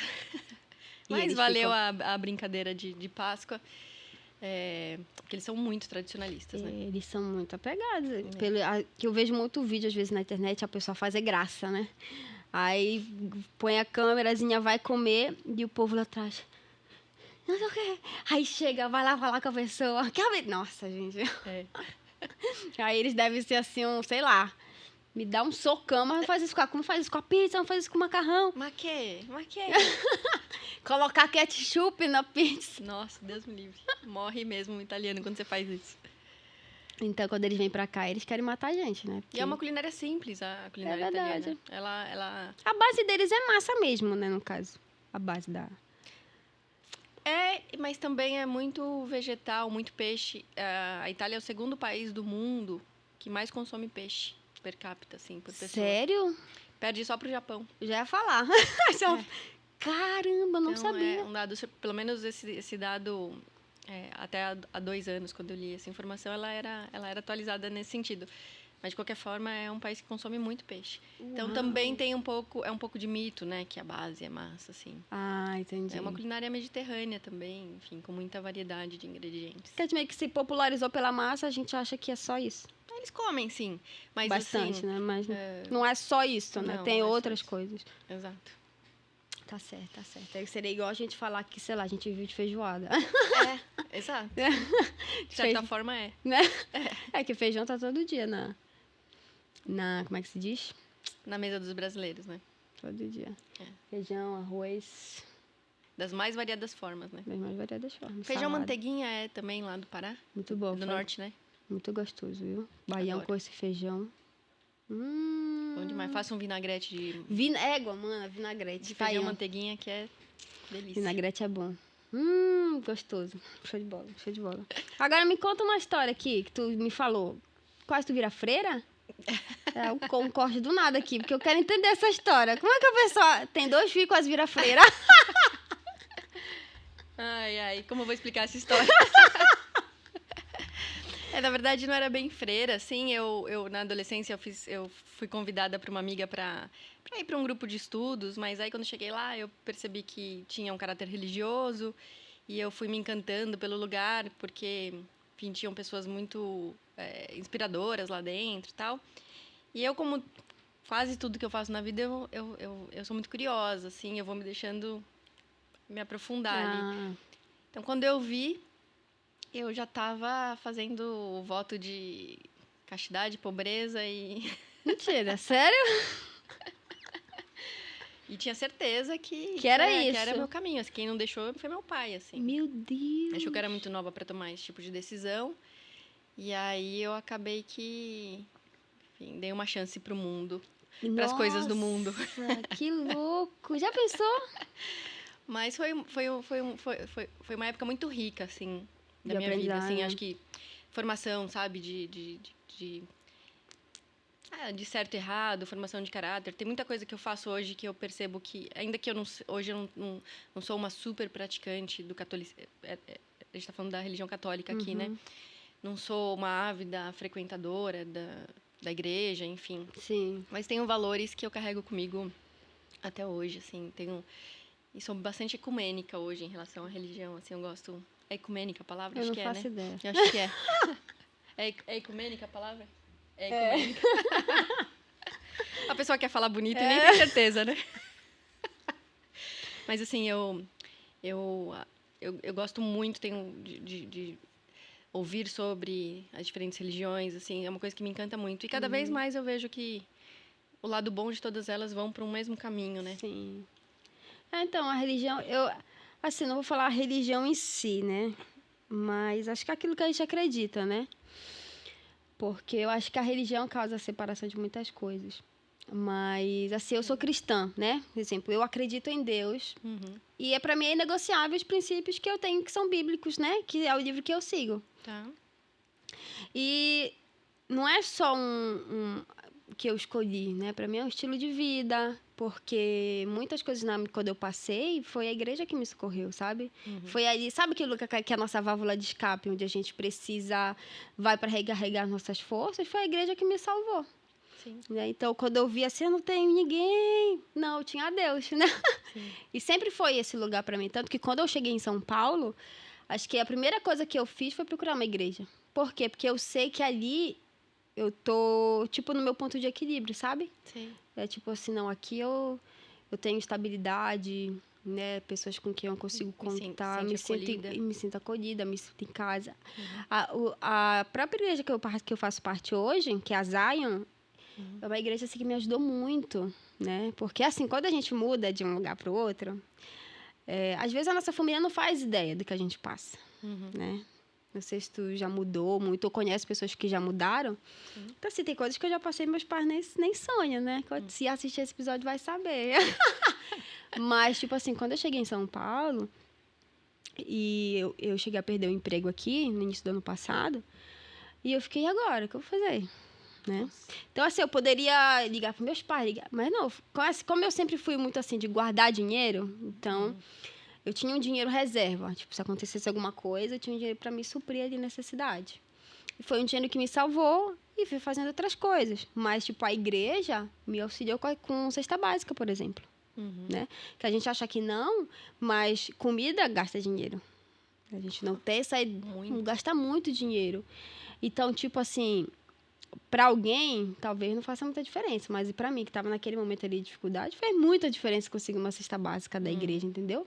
Que é um braço da igreja, de assistencialismo, de ação social, entendeu? Então, eles vêm fazer tudo isso. Eu estava aqui em São Paulo, fui assaltada em São Paulo. Primeiro ano que eu cheguei aqui.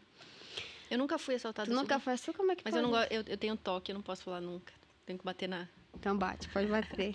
Não, é Mas surreal. é verdade. Não... Nunca foi. Glória a Deus. E nunca será, em nome de Jesus. Nunca serei. Mas eu tava na parada de ônibus esperando o ônibus. E aí tava chovendo.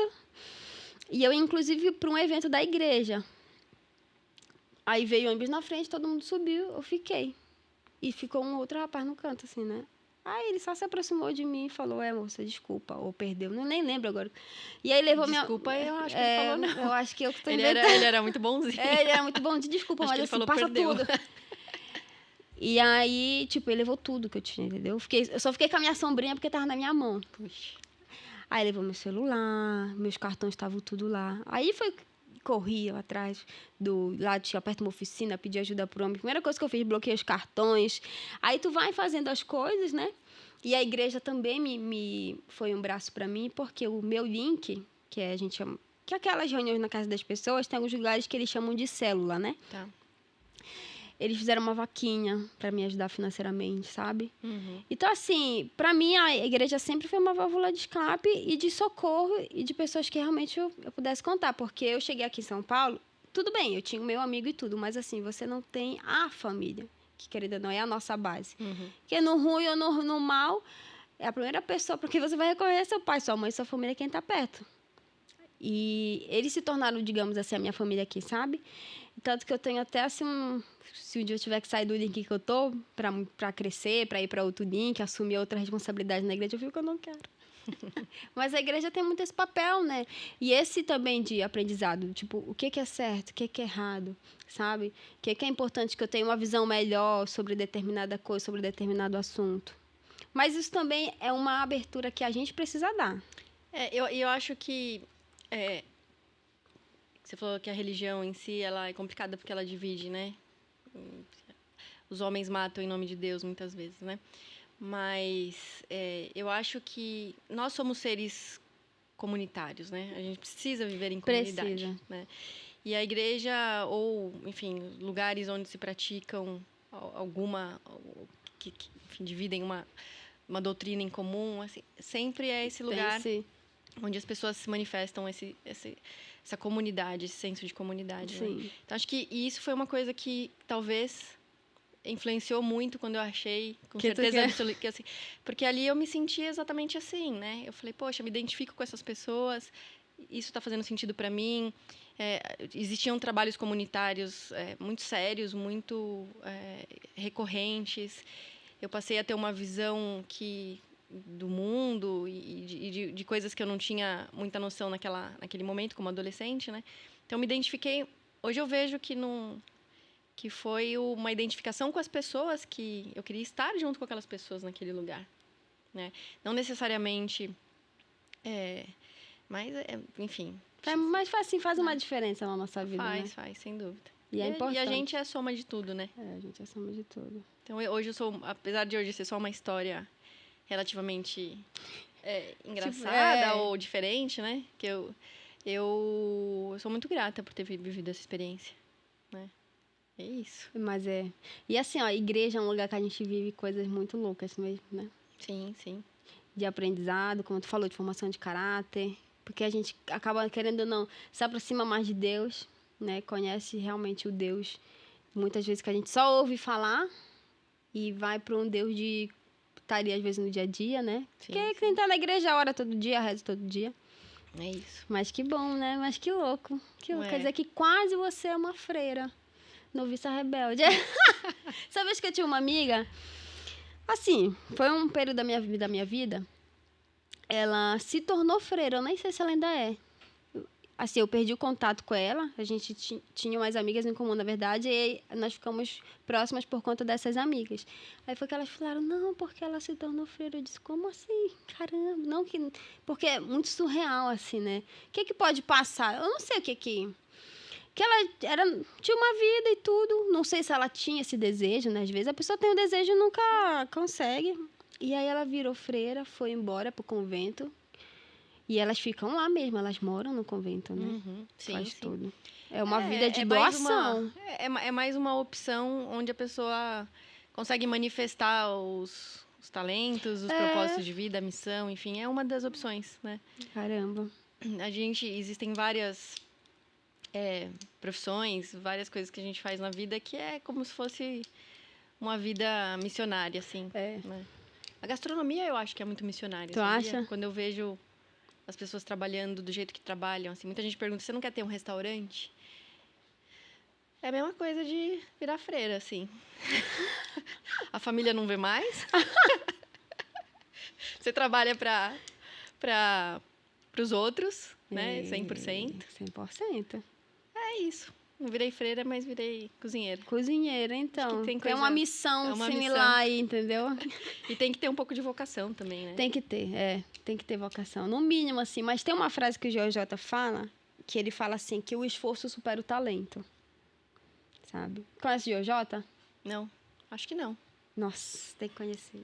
Fala de novo o nome. Vou fazer do propaganda. Joel J. Conheço. Lógico que eu conheço o Joel. Ah, então. Barbudo, né?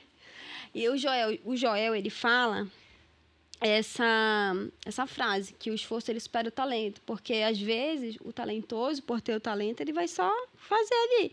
Mas o cara que não tem o talento, ele vai precisar se esforçar. E, de repente, fazer o dobro do que o talentoso faz. E, muitas vezes, pode ser melhor que quem tem talento. Mas você sabe o que significa talento mesmo? Pra mim, é uma pessoa que meio que já nasce com uma aptidão para isso. Não seria isso? No fundo, é a velocidade com que aquela pessoa aprende. Determinada alguma coisa. Então, isso é talento. Só que se a pessoa que tem o talento para de querer aprender, o outro vai, né, vai passar. Então, é a história da lebre, do coelho, da tartaruga. Da tartaruga. Exatamente, mas é isso mesmo. Eu acredito muito nisso, assim. Meu marido tem uma... Você vê que eu sou bem fã do meu marido. Então. Quem é teu marido? Ele tá aqui?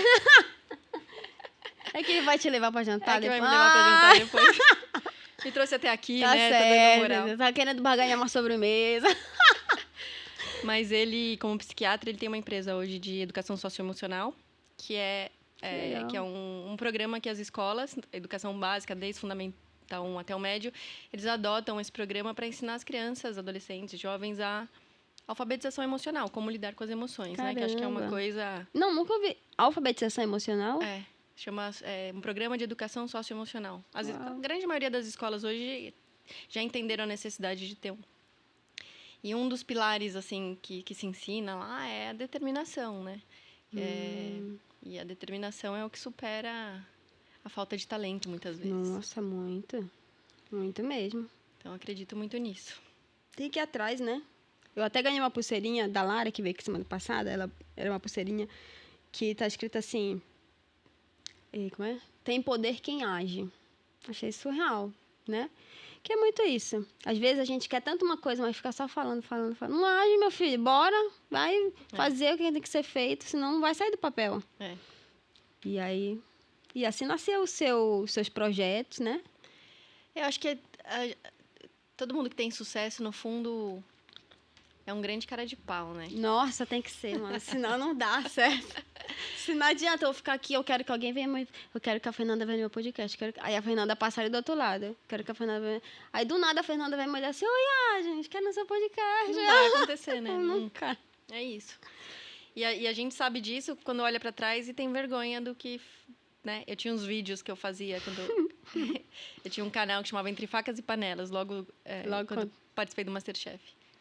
E quando eu fazia, eu achava que era maravilhoso, assim, nossa, aprendi a editar. Eu mesma colocava 3 câmeras e filmava tudo, depois compartilhava com os amigos, achava... Hoje tá lá quietinho no YouTube, porque eu tenho um pouco de vergonha, sabe? Lógico que eu olho e falo, que legal, como eu evoluí, né? Claro. Eu acho que quando a gente olha pra uma coisa que fez atrás e não tem uma... Óbvio que a gente tem que admirar tudo que a gente faz na vida, mas se você não tem uma leve vergonha, assim... Meu Deus, eu fazia que você não isso. evoluiu, né? Então, acho que é por aí. Por aí mesmo. Não, é verdade. Senão, se a pessoa achar que ainda tá bom, tem alguma coisa errada aí. Exatamente. Que louco, que máximo. Não sabia, eu vou procurar esses vídeos aí. Tá lá no YouTube? Tá. Entre Facas e Panelas?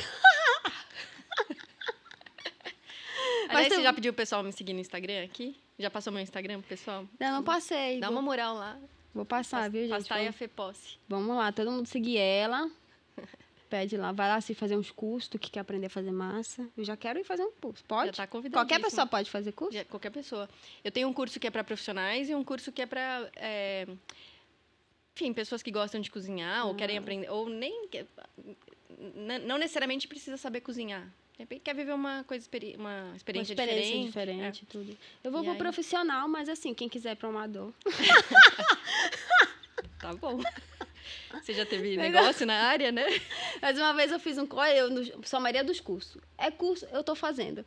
Eu fiz um curso de... não era um curso ao vivo, eram várias receitas. E a aula que eu consegui participar era uma aula de massa. Eu fiz um macarrão. Olha. Massa natural. Não, já pode ir pro trigo e ovo, então. Não é isso? É isso. Fiz. A maioria das vezes é isso. Então, minha mão assim, como é que é a massa isso aqui? Horrível. Ai, tem que abrir a massa, eu não aguento mais. Mas você gostou da experiência? Não, gostei. É bom. Tem uma coisa meio lúdica, assim, de mexer com a massa, sabe? Às vezes quase todas as vezes, eu tô lá trabalhando, às vezes tenho que produzir alguma coisa pra alguém, enfim. Fico o dia inteiro lá produzindo massa. Tenho a sensação de que eu tô... isso aqui não pode ser trabalho. Parece que tô brincando, sabe? Pra ti é gostoso, né? É muito gostoso, é terapêutico. Então, é bom demais. Bom. Faz esse negócio de massa, só me tira uma dúvida. Tu vende massa congelada, é isso? Não vendo. Tu não vende? Eventualmente, eu pego algumas encomendas, assim, sabe? Os amigos que... É que eu fui no restaurante esse final de semana. Na verdade, um espaço, eles vendiam massa, sabe? Tipo, massa congelada. Tá. Já vendia tipo... Os molhos. Já, tipo, aí só pra tu pegar e... Finalizar ou esquentar um pouquinho, isso aqui. Aí eu pensei que tu fazia esse processo também. Não, eu acho que eu confundi. Essa era a minha ideia inicial, mas que hoje estou realmente focada nas consultorias, treinamentos e aulas. Que dá mais dinheiro também, né? Depende. Se eu vendesse 50 quilos de massa por dia, ia dar muito dinheiro. Meu Deus, já pensou? Haja massa, hein? Aí ia ter que ter um processozão de... Tipo, até de maquinário, né? Mas sabe que... Tava conversando sobre isso hoje, inclusive. quando eu fui larguei o direito para ir para gastronomia, tem essa coisa de falar assim, que a gastronomia não é uma área que a princípio se ganha bem, né? Normalmente ela tem essa coisa de que você vai trabalhar muito e não vai ganhar não vai compensar, né, o trabalho. Mas acho que essa é a grande lição, assim, que eu tô tirando de ter me encontrado, de ter me achado, assim, é que é tão relativa essa questão do ganhar dinheiro, assim, porque o direito, em tese, é uma profissão que poderia ter me dado um bom dinheiro, ou seria uma profissão que me daria frutos financeiros. Mas eu sempre tinha a sensação de o quanto eu ganhava não era suficiente. E hoje, eu tenho a sensação de, caraca, eu ainda estou ganhando isso. E aí não estou falando de valores, estou comparando valores, né? Estou comparando essa relação a relação prazer-retorno, sabe? Eu sei. Ou desprazer e não retorno, né? Então, e estar nesse fluxo de fazer o que eu gosto me permite me desenvolver mais, aprender mais, enxergar oportunidades, manter aceso assim a criatividade, porque eu acho que para ser criativo você tem que estar nesse fluxo de paixão, né, de fazer o que você gosta e tal. Então é isso, assim, o dinheiro ele não sei se vender massa, preciso achar uma forma de ser feliz vendendo massa. Eu acho até que existe, né? Claro. Até tenho projetos de ter um negócio no futuro e tal. Mas, por enquanto, estou me realizando aqui dando aula. Ah, que bom. Então, que bom que você está feliz. Mas eu acho que é esse o caminho, sabe? A gente vai ter o principal, que é o que a gente gosta, que a gente tem aquela paixão. E, futuramente, você vai conseguir ramificar vários outros braços a partir do seu meio principal. Só que você vai ser muito grande. Amém. Você vai ter uma empresa muito... E você já vai ter pessoas para te ajudar a tomar conta aí desses outros processos. Que é isso. Que assim, não adianta, a gente não dá conta de fazer tudo. Verdade. Mesmo que seja difícil, às vezes, abrir mão do teu trabalho, da tua empresa, para ter que delegar para alguém, mas tem que fazer. Ninguém dá conta só de tudo. Crescer dói, né? Crescer dá isso. Vai ter que falar, não, vou ter que deixar isso aqui na mão de fulano. Aí tu fala, mas fulano vai fazer igual eu, fulano vai fazer isso. Mas faz parte, né? E a gente vai aprendendo também com isso. Vai aprendendo a crescer, a confiar nas pessoas. Sim, super importante. E a ajudar a desenvolver o outro, né? Que é fantástico. Que é fantástico. Porque, assim, um dia alguém teve que apostar na gente, né? É isso. Pra gente crescer e desenvolver. É isso. Acabou de me dar um ótimo motivo pra abrir logo o meu negócio de massa. Né? Se eu já tô treinando já tá negócio de outras pessoas, né? Exatamente. Boa ideia. Viu? Já vou sair daqui com essa ideia. Esse barulho. É isso. E agora a gente vai entrar aqui num quadro que eu te falei, né?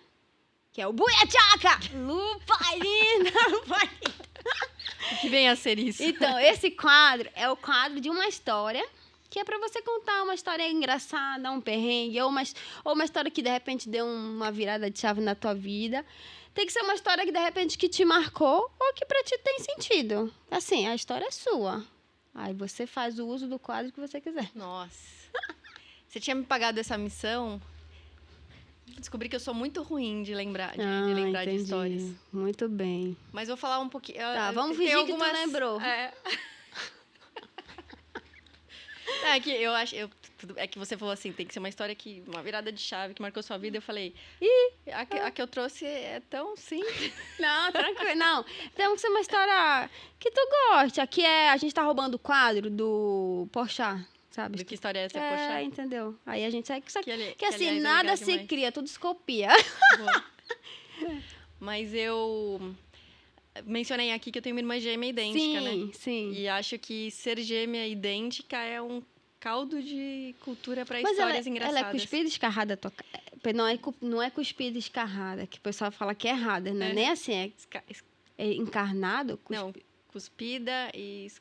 E é encarnada? Não sei. Então vou falar cuspida e escarrada, pronto.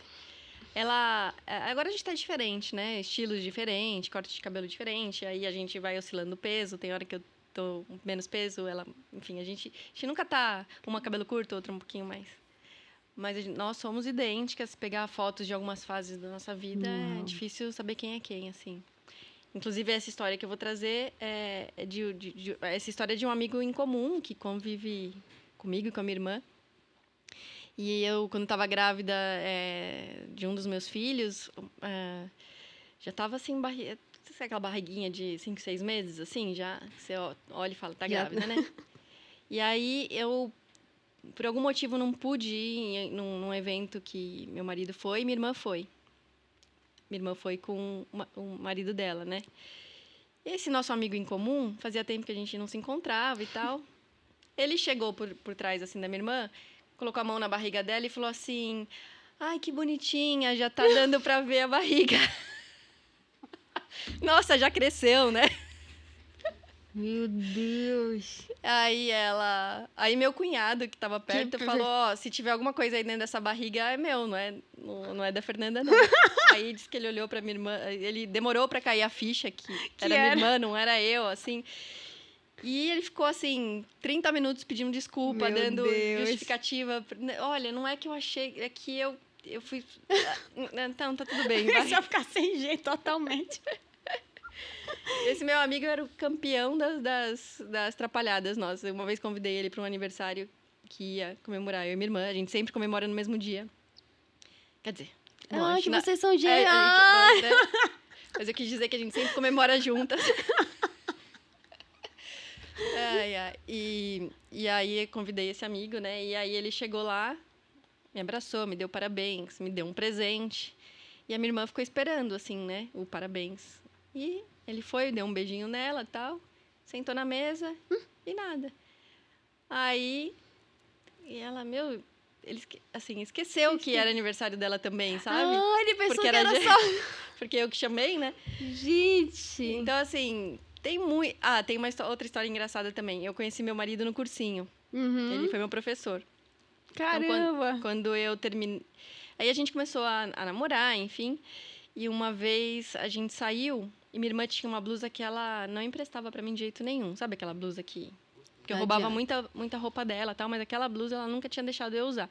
Abriu uma exceção o dia que eu fui sair com meu marido. Na época era meu crush, né? E aí fui, me arrumei e tal, coloquei a blusa. E a hora que ele me viu, ele falou assim, nossa, que você tá linda. Toda vez que você ia pro cursinho com essa blusa, eu ficava prestando atenção que você fica linda com ela. Aí eu falei, eu nunca usei essa blusa. Então é isso, assim, Ixi, tem muita história que ser gêmeos é... Você se apaixonou pela minha irmã! Tipo isso, ele fez Unidunité, né? Foi, isso então. Gente, mas gêmeo confunde, é isso. Tá tudo bem, né? Tá tudo bem. Já aconteceu história... Agora é assim, quando... Eu sempre faço questão das pessoas saberem que eu sou gêmeas, porque... eu me considero uma pessoa bem sociável, simpática, falo com todo mundo e tal. E estabeleço rapidamente uma relação com as pessoas. Tá. E aí, depois, que nem você, né? Se você não sabe que eu sou gêmeas, tal, a gente bate esse papo, tal, amanhã você tá no shopping. Te vejo. Vejo outra pessoa. E que não fala com você, não te cumprimenta, não nada. Você fala, nossa, Fernanda é meio bipolar, né?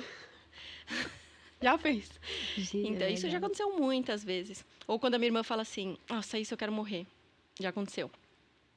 A minha irmã chegou um dia pra mim e falou assim, Fê, eu tava na faculdade, veio uma pessoa falar comigo e falou, oi, Fê, nossa, que saudade de você, quanto tempo que eu não te vejo.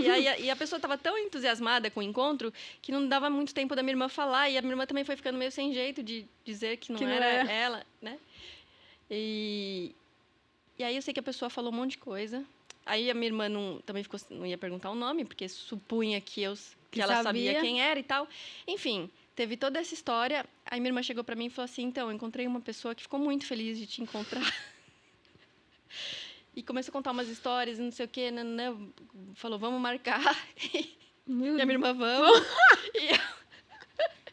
E eu falei, quem era? Ela falou, não tenho a menor ideia. Meu Deus. Não tive coragem de perguntar o nome. Me passei por você. Só sei de uma coisa, essa pessoa gosta muito de você. Eu até hoje não sei quem é essa pessoa. Ainda bem que nunca mais encontrou, né? Então, a pessoa. Pronto, ficou, vamos marcar, não vamos ver, bora marcar isso. Mas é muito ruim isso, imagina. Eu podia ser uma pessoa que eu realmente quisesse reencontrar na vida, alguma coisa assim. Que pena. Então, assim, tem muita história atrapalhada, assim, do fato de ser gêmeas. Não, eu acho que deve ser bem... Quando eu fazia faculdade, tinha uma menina também que ela tinha uma irmã gêmea. E eu já cometi essa gafe. Eu tô vindo do RU, né, do restaurante universitário, R$1 a comida. Batia bem a broca. Bandejão. Nossa, o quê? Aí era Denise o nome dela. Eu falei, oi, Denise, o quê? Aí ela ficou me olhando assim. Eu falei, não é a Denise. Aí o pessoal sempre confundia. Ela falou, não, relaxa, eu tô... Porque elas eram idênticas. Sabe que até o estilo, parece que eu acho que se parecia. Ah, é?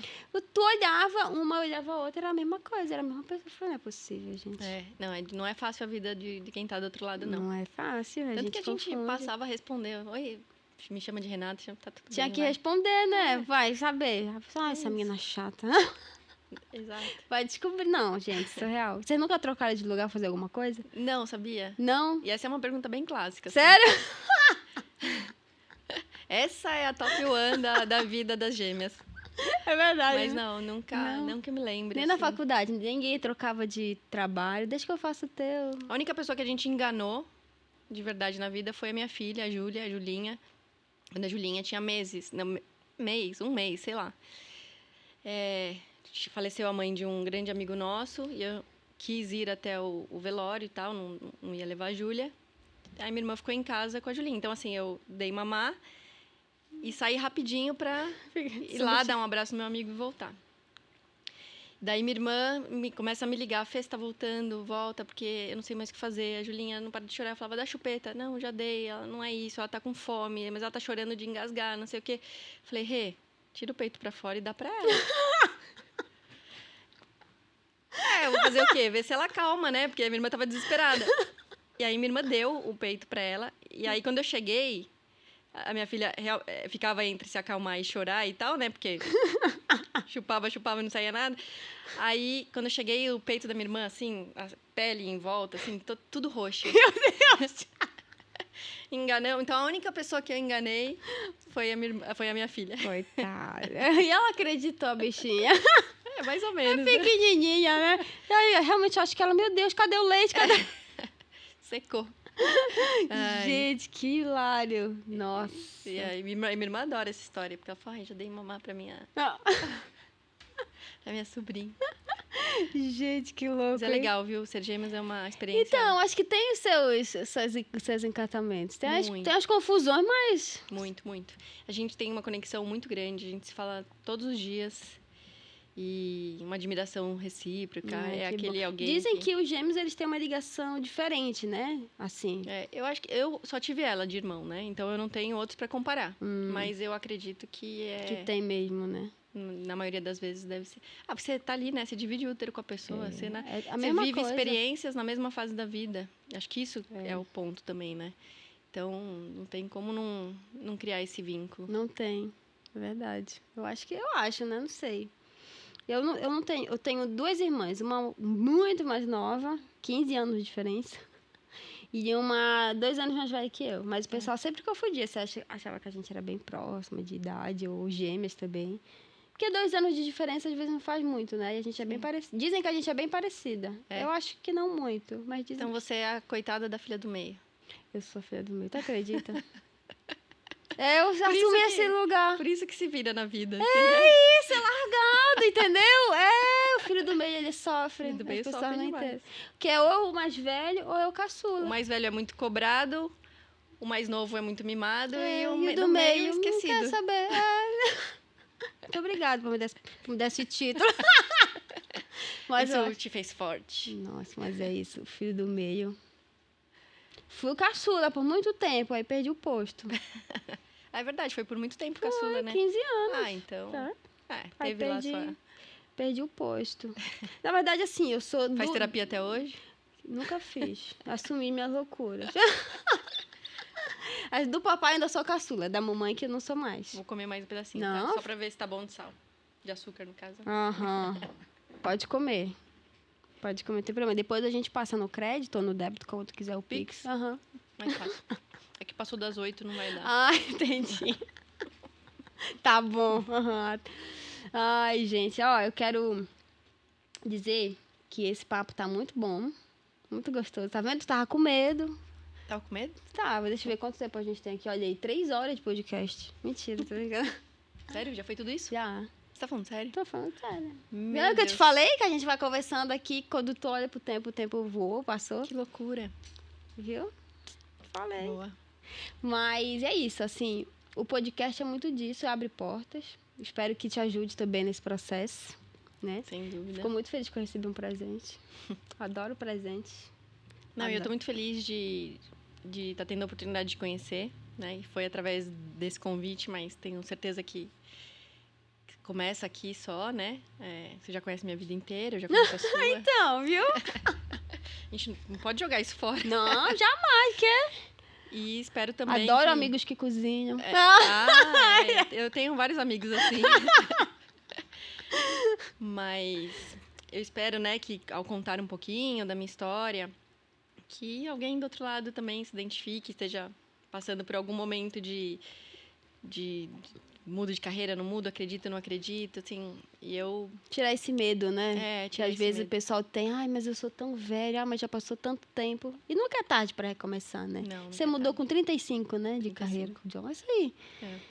Nem todo mundo tem essa coragem. Você é corajosa. Eu falo isso porque, às vezes, tem coisas na minha vida que parecem tão natural, para mim, parece natural. Mas o outro, ele fala, nossa, Adin, você é muito corajosa. Nossa, você teve coragem. Para mim, não é tudo isso. Mas a gente não tem noção do quanto que a nossa história, ou algo que pra gente que é tão natural, tem uma força tão diferente para a vida do outro. E realmente inspira. Sim. Porque as pessoas têm medo. Né? Então, por exemplo, no meu caso, a gente tem medo de mudar de cidade. Eu mudei de estado, né? No seu caso, tem gente que tem medo de transicionar de carreira. Principalmente já tendo uma família, 2 filhos e tudo. E fica pensando, ai, será que isso é pra mim? Será que... Será que eu tô velho? É... Velha? Tem gente que fala, ah, não, isso não é pra mim mais, não. Ah, não, já passou. Nunca passou do tempo. Enquanto você tá vivo, é tempo para recomeçar quantas vezes você achar que for necessário. Exato, exato. Eu não sei se é uma frase, se alguém falou isso, sim. Mas a gente tem que prestar muito atenção naquilo que a gente dorme e acorda pensando, sabe? E eu lembro muito disso, assim, nesse meu processo. Eu dormia e acordava pensando nisso, sabe? Não sabia o que ia dar, se ia dar, como ia ser, se era loucura, se não era, enfim. Mas quase um chamado mesmo para você seguir, né? E eu me sinto muito feliz de ter feito de ter tido coragem de tomar essas... E que bom que você teve essa coragem. É. Mas é isso mesmo, sabe? Da gente tem aquele desejo assim no nosso coração que não passa. Mano, só vai. Sabe? Vai que vai dar certo. Ai, Adin, mas que, mano, vai. Começa a dar o primeiro passo, sabe? Eu também, quando eu comecei aqui, eu queria muito. Aí não tinha dinheiro. Aí não sei o quê. Aí faz do que dá, sabe? Porque quando eu comecei a primeira temporada, eu gravei 4 episódios. Entendeu? Agora que eu tô retomando. E eu faço tudo, sei o que faço. É cansativo? É cansativo. Tem vezes que eu falo, ai, meu Deus, tem que editar vídeo, tô cansada, quero dormir.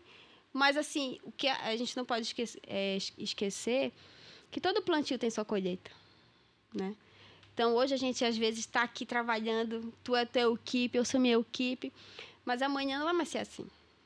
A gente está plantando hoje e amanhã o fruto vai estar maduro. Então, a gente não pode esquecer disso. Sem dúvida. E quando tu chegar lá na frente, que estiver comendo assim, um açaizinho já prontinho no prato, aí vai lembrar. Falei, olha, tá vendo? Ainda bem que eu não deixei de plantar. Mas é verdade, é isso mesmo. E não tem outro caminho. E ele é mais certo do que... Ele é mais certo. Meu Deus, as perguntas. Olha a minha não me lembrando aqui. Tinha esquecido, tem umas perguntas para tu responder. Vambora. Gente, Dá tempo ainda? sabe, isso dá tempo. Caramba. Gente, ó, tá vendo? Tá me fazendo ficar com esse papo gostoso aqui. Põe pra gente aqui na tela. São 2 perguntinhas, na verdade, que eu falei pra... Gente, botei lá. Égua Fernanda, fala sobre isso. Do que você mais se orgulha profissionalmente? Égua. Eu me orgulho de tantas coisas, Adines, de verdade, assim, mas acho que o que eu mais me orgulho é do que a gente está falando aqui, assim, é de cada aluno que sai da minha aula captar a paixão que eu tenho quando eu faço aquilo, e essa paixão tocar a vida da pessoa de alguma forma, sabe? Que é isso, assim, a pessoa foi para um curso de massa, mas ela sai muito mais do que um curso de massa, Sim. sabe? De se inspirar, de aprender uma coisa nova, de estar, quando ela está ali na minha casinha, sabe? Se sentir acolhida, enfim, ver que eu estou dando ali o melhor que eu posso. Então, essa troca é o que eu me orgulho profissionalmente, assim. Nossa, que massa. É isso. Vive aquele brilhozinho nos olhos da pessoa, né? Exato. Sai uma outra pessoa renovada, né? Exatamente. É bom demais. Tem uma outra perguntinha aqui, ela é bem simples, na verdade. Uma dica para fazer um bom molho branco. Eu vou ensinar para você como é que se faz um molho branco. Diga lá. Você pega o... Você pega o trigo com manteiga e taca de leite. Pronto, é isso. Cozinha, pra mim tá pronto. Mas é que a pergunta tá falando uma um bom molho branco. Você só ensinou como fazer um molho branco. Meu molho fica bom. Cadê? Eu tô brincando. Fala aí. Tem dicas assim pra melhorar os molhos? As coisas mais simples são as que escondem as coisas mais difíceis, sabia? Sério? Sim, um bom molho branco é difícil. Não é que é difícil, não é tão simplório assim. É que tem uma... Tem um negocinho assim, sabe? Eu fiz hoje um molho branco, inclusive, para uma lasanha. Mas vamos lá, o molho branco a gente conhece como molho branco, mas é chamado de bechamel, né? É o famoso bechamel, que é um molho francês, né? Então, a primeira coisa, primeira dica, você derrete a manteiga, né? Mas não muito, ela não pode começar a queimar. Se derreter a manteiga, já entra com a farinha de trigo. E na proporção de 1 para 1. Mesma quantidade de manteiga, mesma quantidade de farinha. Não fazia ideia, fazia errado. E essa farinha, você tem que ir mexendo ali na manteiga, em fogo bem baixinho, deixar essa farinha aí cozinhando ali na manteiga. Eu até falo que um dos sinais que eu uso começa a subir um cheirinho de pão. Porque se você não faz isso, depois só entra com leite e tal, ou muito precocemente com leite, fica um retrogosto de farinha mal cozida. Entendi. Sabe que não... Então, dá aquela mexida por uns 2 minutinhos ali, sentir o cheirinho de pão, entra com leite, um bom batedor de arame, o famoso fouet, vai bem, né? Porque aí já ajuda a soltar os grumos ali, dá homogeneidade pro molho. E aí deixar o fogo baixinho também. Um bom molho branco também se faz lentamente. Aí chegar no ponto de napê, que é aquele ponto que você passa a colher, aí você passa o dedo na bundinha da colher assim e faz um risco. Se esse risco ele não se junta, significa que a consistência, entendeu? Tá boa. Captou? Eu sei. Bundinha da colher faz um risco, esse risco se mantém. Ali tá, é o famoso ponto de napê. Então, aí você já pode desligar sal, uma pimenta branca, noz moscada. Perfeito. Um bom molho branco. Fazia tudo errado. Tacava de tudo junto já e pronto. Se quiser botar cebola, pode? Pode sim. Bem picadinho. Normalmente a gente coloca o certo. É você fazer uma cebola que você pega a cebola inteira, pega um louro e pega um cravo e esse cravo espeta ali a cebola pique. Tudo tem nome, né? Cebola piquê. Então. E aí você coloca essa cebola lá dentro. É uma cebolinha pequenininha?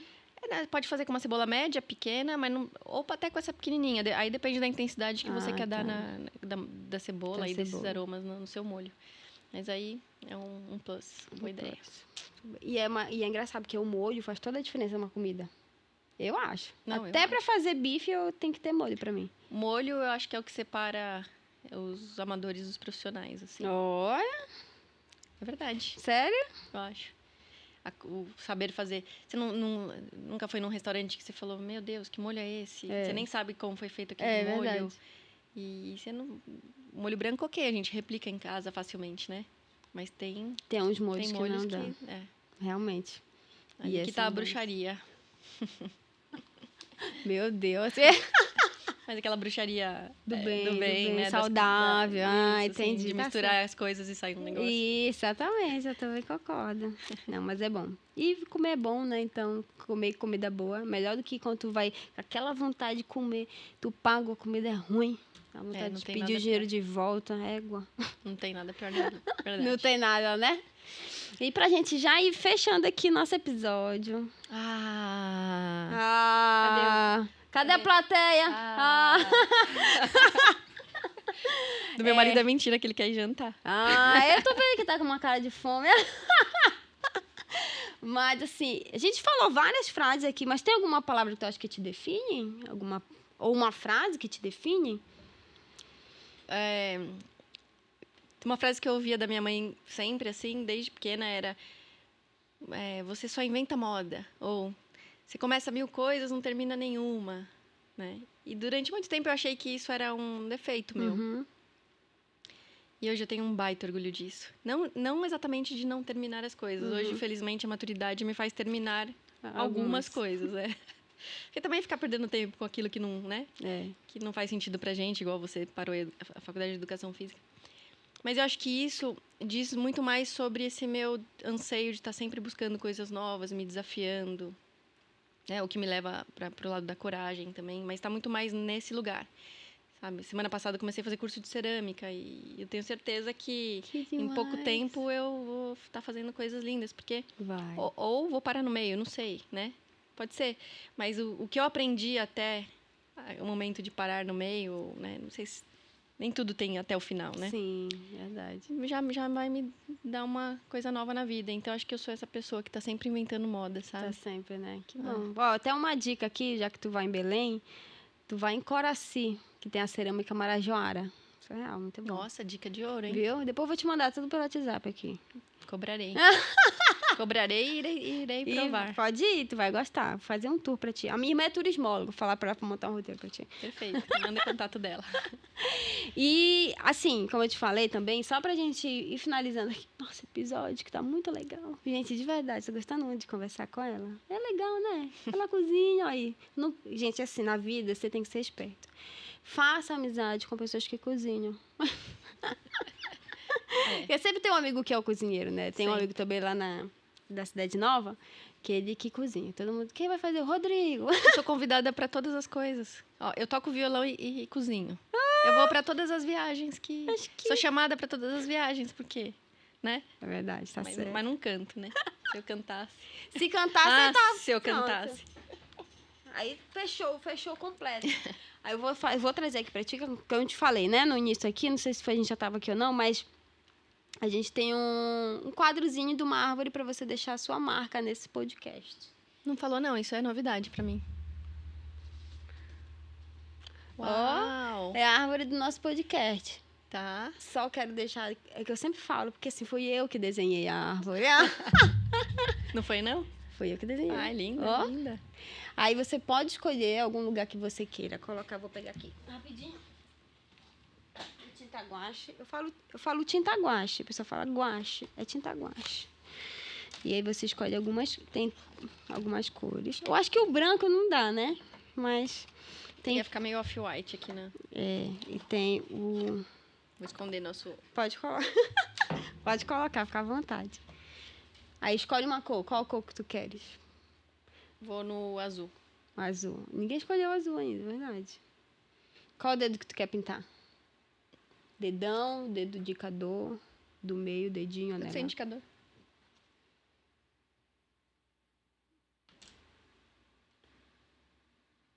Eita. Qual que é o propósito aqui dessa árvore? O que você... Essa árvore aí, ela é uma árvore do podcast. O que acontece? Na minha primeira temporada, eu acabei não... Assim, eu fiz, né? Mas eu não tinha algo pra eternizar ali. Pra mim, eu acho que é uma forma de deixar registrado, sabe? E essa segunda temporada, querendo ou não, assim, tudo é um novo começo, né?